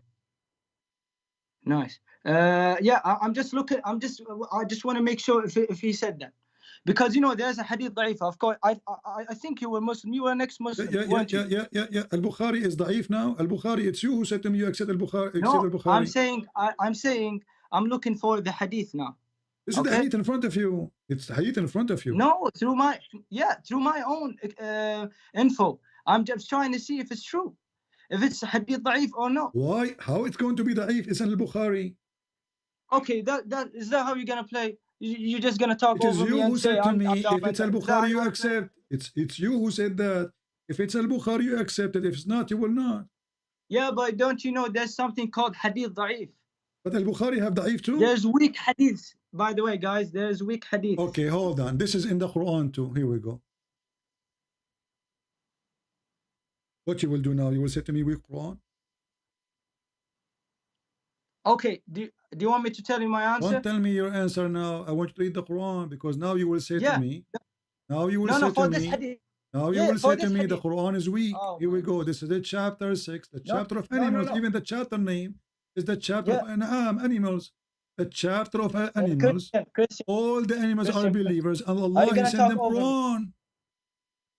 Are you gonna talk over me? I'm trying to answer. You are the one who said this is not true. No, it's in the Quran too. Yeah, Christian Prince. Let me answer. Okay. Okay. What I'm saying is, I don't know. I cannot say anything that I don't that I think I know about. When I don't know this, when I don't know about this hadith, I cannot tell you. Oh yeah, I know. When I don't actually. What about know. the Quran? That's why I'm not gonna talk about it. The Quran says our enemies are believers and they are sent books. Oh, you're talking over. You weren't listening. Nice. Yeah. Where is it? There's not an animal. Yeah. Yeah. Show me in Arabic. Okay, here we go. In Arabic. Well, can I tell you something? No, don't tell me something. Read first. Yeah. After we read this, I'm gonna give you something on your Bible. So you try to escape from the madness. No, I'm not trying to escape. I told you, and even in chat, I said if there's something I don't know, I'm not gonna talk about it. That's how I'm gonna say it. But why you call me racist when I say this is the Quran? The Muhammad, he said I need. No, you said you Muslims. Come on, bro. You know that more than me. You're Arabic. Are you Arabic or no? No, I am Chinese. Bro, I can tell it from your accent, bro. You're Arabic. You were talking Arabic, bro. I I'm can black, tell. blonde, African, yes, you are American Arabic, bro. From You're even talking about other countries. Come on, bro. I'm not that dumb. I don't even speak Arabic, as you see. You just spoke Arabic, bro. I did not. Prove it. Oh, you're also a liar. So why Muslims are making videos saying Christian Prince don't speak Arabic?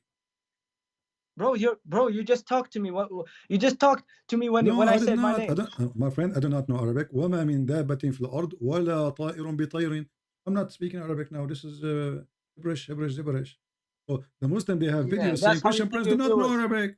Yeah, that's how you play your viewers. So why Muslims lie then? Why Muslims they say Christian Prince do not speak Arabic? Arabic? How you play your viewers. Okay, Christian Prince, can I ask you a question? No, don't ask me. Please listen. I want you to answer. You are trying to escape. I said to you, the Quran you are reading today, it is the Quran of who? The Quran you are reading today is the Quran of who? Allah, He sent 7 Quran. You said to me, who did you get this from? Yeah, I'm looking. Okay, so Allah, He sent 7 Quran. Why Allah sent 7 Quran? Just give me a sec. I'm looking. Okay.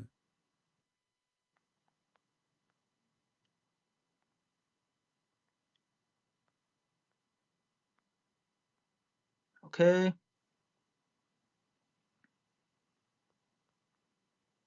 You went in Arabic? No. I have my own. Wait. Where is it? Okay.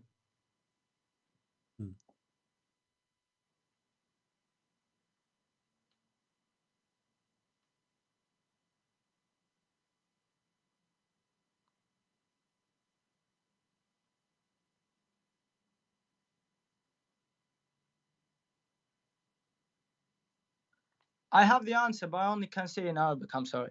Why? How come you don't speak? You forget English now? No, because the answer is in Arabic, and I'm really bad at translating. The Muslims say I do not know Arabic, so you have to say it in English because I don't understand Arabic.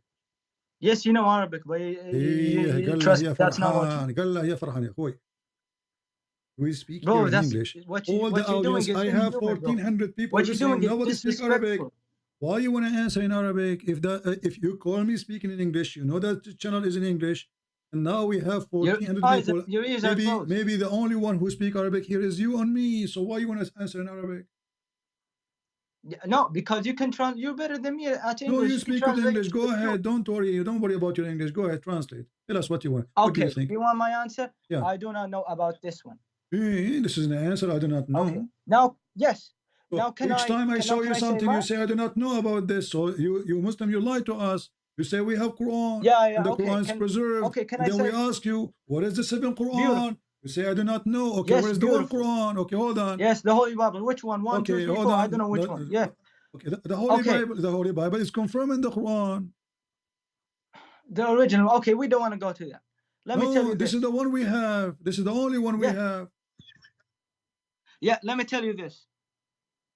So, do you know the story about King James? So, listen, Abdul. When my God. Now I listen. It's my turn. when a Muslim. It's a your turn. conversation. It's always It's your my turn. turn. I should talk Giving as you well. your turn since the beginning. You are the one who called Yeah. me. You are the one who started the I topic. said I told the you one the who answer. chose the I do topic, not and know. now you are saying to me, "It's my turn." Oh, it's not your turn. You are changed. You know, you are trying to escape. No, but okay. Now you said to me you do not know about this. Now you know, so Yes. you have no excuse. Okay, so there's 7 That's Quran. my answer. There's 7 No, Quran. I said I know it in Arabic, but I cannot explain it in English. I'm sorry, I don't know. Where is the 7 Quran? Brother, where is the I 7 answered Quran? you. I said No, I do not know. No. Allahu a'lam wa ana la a'lam. What do you mean Allahu A'lam? So your prophet did lie? What do you mean? Bro, you're not making any sense. Actually. So did you lie to me? Did you lie to me when you said the Quran is preserved? Oh my God.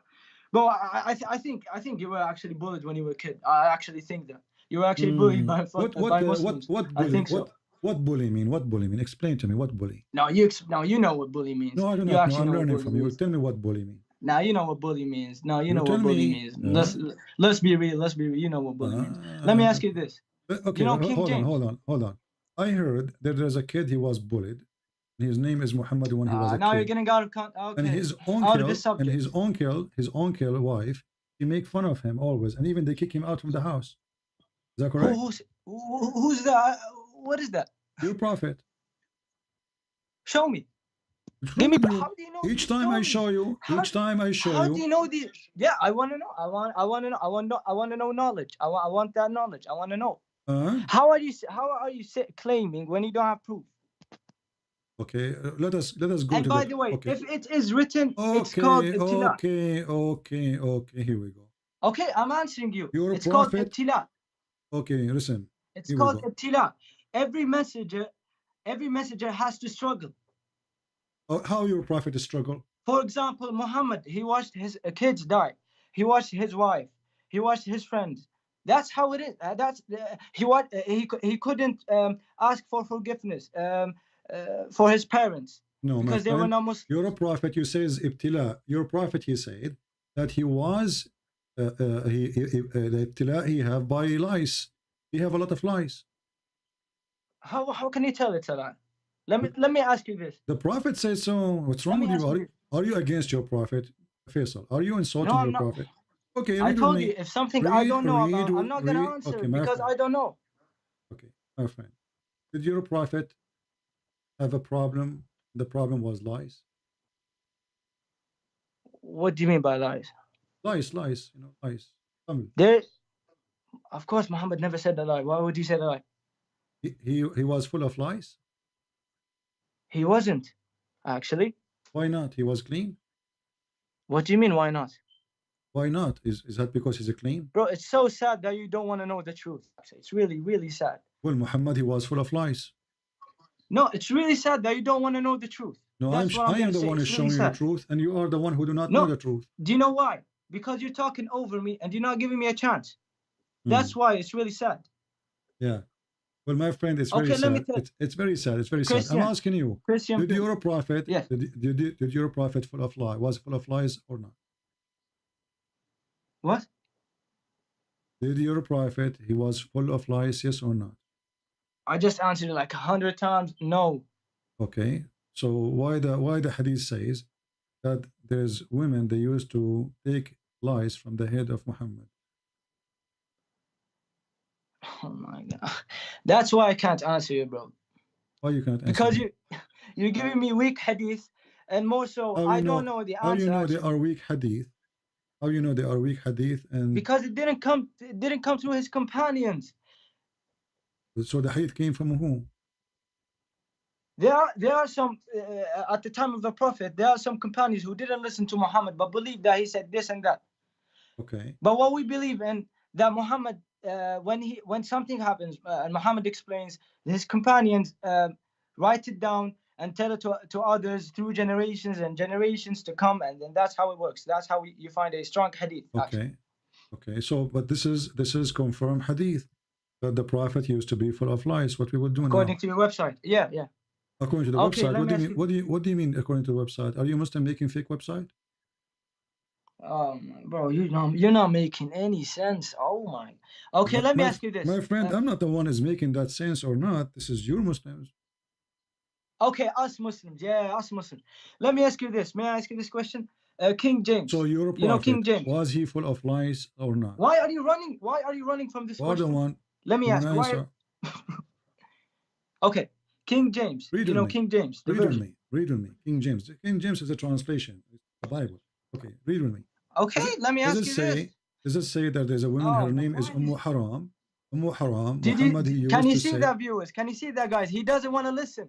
You are changing topic. You are trying to run away. Your prophet is full of lies. No, Why is full of lies? I'm not changing topics. Why you're your adding prophet topics. is full of That's lies? how it works. Okay, I want to know. When I want to say mine, you're adding more to me, topics. Every prophet, Allah, He sent him a problem. What was the problem of your prophet? Allah sent him lies. Read it. Okay, nice. Can I ask you this question now? Why you King not James. Why aren't answering? Because I really don't know. I don't want to say anything. So your prophet is full of lies. So your prophet full of lies, correct? Okay, according to you. Okay. No, not according to me. Either you agree. Well, at least we respect other religions. I will not go forward unless you agree. Okay, let me ask you. Your prophet is full of lies, and the proof in front of you. A woman, her name is Haram. A woman, her name is Haram. She used to feed him. She's the wife of Abu Ubaidah, and she is the one who used to clean his head from lies. Okay, beautiful. Can I ask you now my beautiful? Do you agree or not? Bro, you were talking for like. Do you agree? Can I ask my simple question that you Christian Prince can answer? Do you agree that you're the only one who has the answer, and I want to know. Okay, I want to join Christianity. I want to know this answer. Can you answer this for me? Yeah, okay, I will give you this answer. So you don't want to answer. Now, yeah. Okay, do you know King James Version? I do not know. He doesn't know. How do you know then? I don't know. You tell me. I don't know anything. I'm learning from you everything. How are you Christian when you don't know about your version? I don't know. You tell me. Do you know what King James Version means? The name, I've never read the Bible, as I've said. Oh, this is a translation. This is a translation. King James Version. It's a translation. Like you Muslim, you say translation for the Quran, Yusuf Ali. Jesus was. So don't tell me King James Version. Okay, now go. What do you want to say? Do you know this guy, Jihoy Khen? I don't know his name actually, so I don't want to disrespect his name. Do you know? You spell his name by Jehoiachin. What is that? Say the name for me. That's the name. Oh, you don't know? Oh my, he doesn't know, and he's a Christian Prince. Oh my God. Tell me the name. What you are? That's what is written in your read the name. Beautiful Holy Bible. Read the name for me. Yeah, that's his name. His name, I cannot spell his name. Okay, let me read his name. Jehoiachin. That's how I read. Yeah, that's how I read his name actually. Are you out of a fuel? No, brother. His name is Jehoiachin, bro. Jehoiachin. Okay. Okay. Let me type it in chat. Okay. What chapter you are reading from? Can you tell us in the I'm watching your live. No. What chapter? What verse you are reading from? Oh, this is 36 and 9. What? 36 and as I've said, Arabic is my first language. Okay. Listen, Faisal. Obviously, you're trying to escape. Okay, let me. No.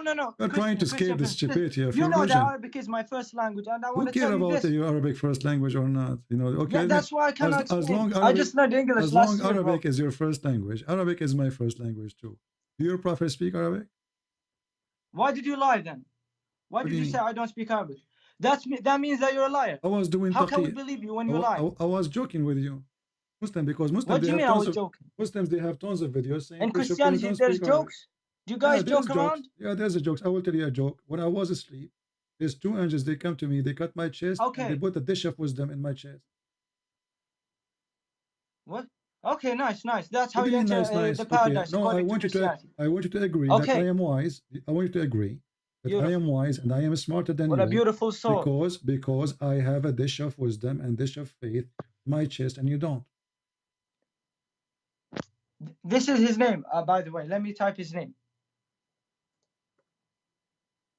Okay, Faisal, listen. I'm here for many hours. Right?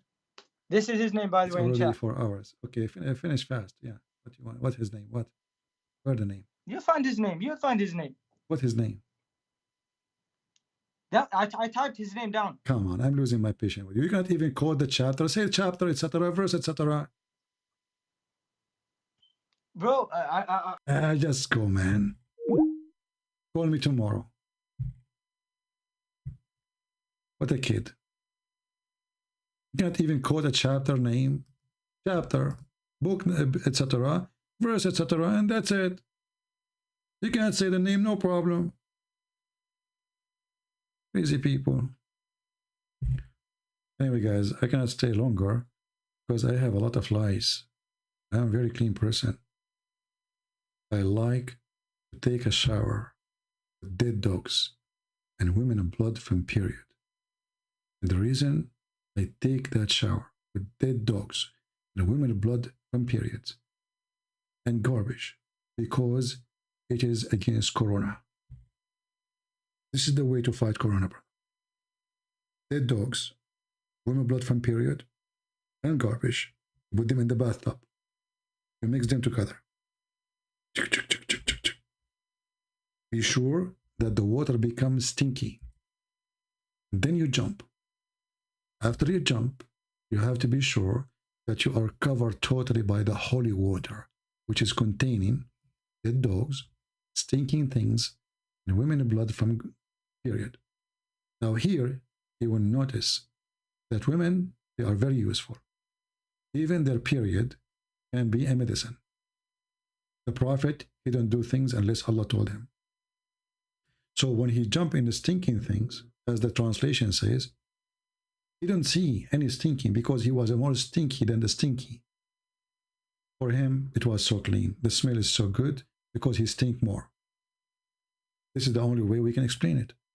Because how in the world a person, he jump in a stinky, but he don't see the stinky. He see it as a clean. And as you see, he says, it's a pure. And nothing make it impure. They said to him, "Oh, Messenger of Allah, are you performing wudu from the well which the body of dogs and menstrual rags and garbage are thrown in it?" He said, idiots. Pink Panther. Water is always pure and nothing make it impure. In case you are wondering how big this water is, it was in the size of a jacuzzi. And it's not a well, it is a dry well where water from sewage come to it. This is Muhammad, which is Faisal trying to defend. Now he is worried about King James Version, which is translation, but yet he cannot even quote the name. And when he want, he speak Arabic. When he want, he don't want to speak in Arabic. And when he want, he can speak English. When he want, he don't want to speak in English. This is exactly what Allah made out of them.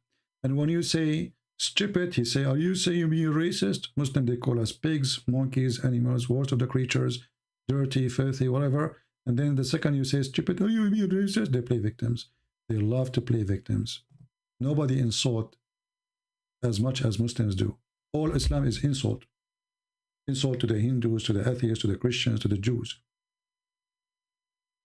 The second you put them in their place, they play victims. It doesn't work with me. Anyway, Faisal is welcome to call me again, maybe tomorrow if we go live on air. Guys, I have to go. It's already 4 hours. Did we have a good time? If you think we have a good job for today, as usual, don't forget to make a comment, because comment can bring more people and can force YouTube to suggest our channel for others to watch. Don't forget to give a like. Don't forget to do simple thing. I give from my life long hours. My knee is hurting from sitting and bending my knee for the last 4 hours. Take you only a comment. Say something about something you heard.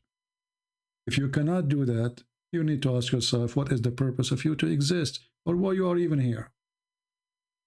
All of this we are doing for the glory of the Lord. So more and more will leave Islam. Anyone who will listen to this, he will die laughing at this cult. And now I have to go, excuse me, because I saw a monkey fornicating against the knowledge of her husband. Her husband he did not know. The poor guy, he is Mr. Chimpanzee. He is decent. He is praying to Allah. And she don't know that this will hurt him badly. She knew for sure. She's an evil female monkey. May Allah curse her. She committed fornication because other male monkey, you have a bigger banana. And you know, size does matter. And I'm talking about banana now as a fruit. Don't take me wrong. So Islam is very convincing. Islam is true from God, the only religion who can come with a lot of stories. Fountain of youth. The guy whose eyes is blessed, he sit in the ground, he make the ground green. Monkey who committed adultery, may Allah curse her. This is why I say to you, if you are single, never marry a monkey. I'm telling you, marry a deer, maybe it's okay. A cow, monkeys, they cheat. I'm telling you, I'm not being racist now against the monkeys, but it's proven by the Prophet of Allah and his companions that monkey females, they are not decent. They do fornication. And me, myself, I will never date a monkey, between two brackets, again. Thank you very much for being here. May the Lord bless you. And this is your brother Christian Prince was serving you for today. I hope you did enjoy and you learned how silly Islam is. And Islam is not what they say. It is what Islam says, not what the Muslim says. Thank you. God bless you. See you soon after we have more than 20,000 views of the video. So make it happen as soon as possible. So we will be back. God bless.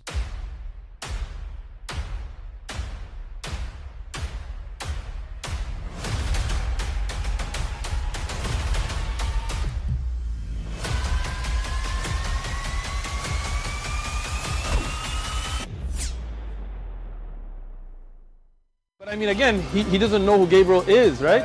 Because he didn't come from an Abrahamic faith.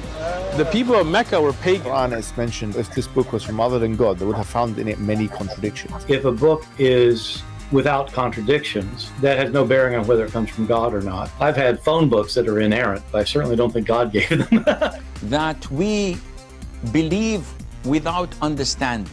The brother asked a very important question, that most of the scholars say that listening to music, watching movies, and most of the television programs, they're haram. So how can we have fun? Let me tell you, brother, at the outset, that having fun is permitted in Islam as long as the fun is halal fun.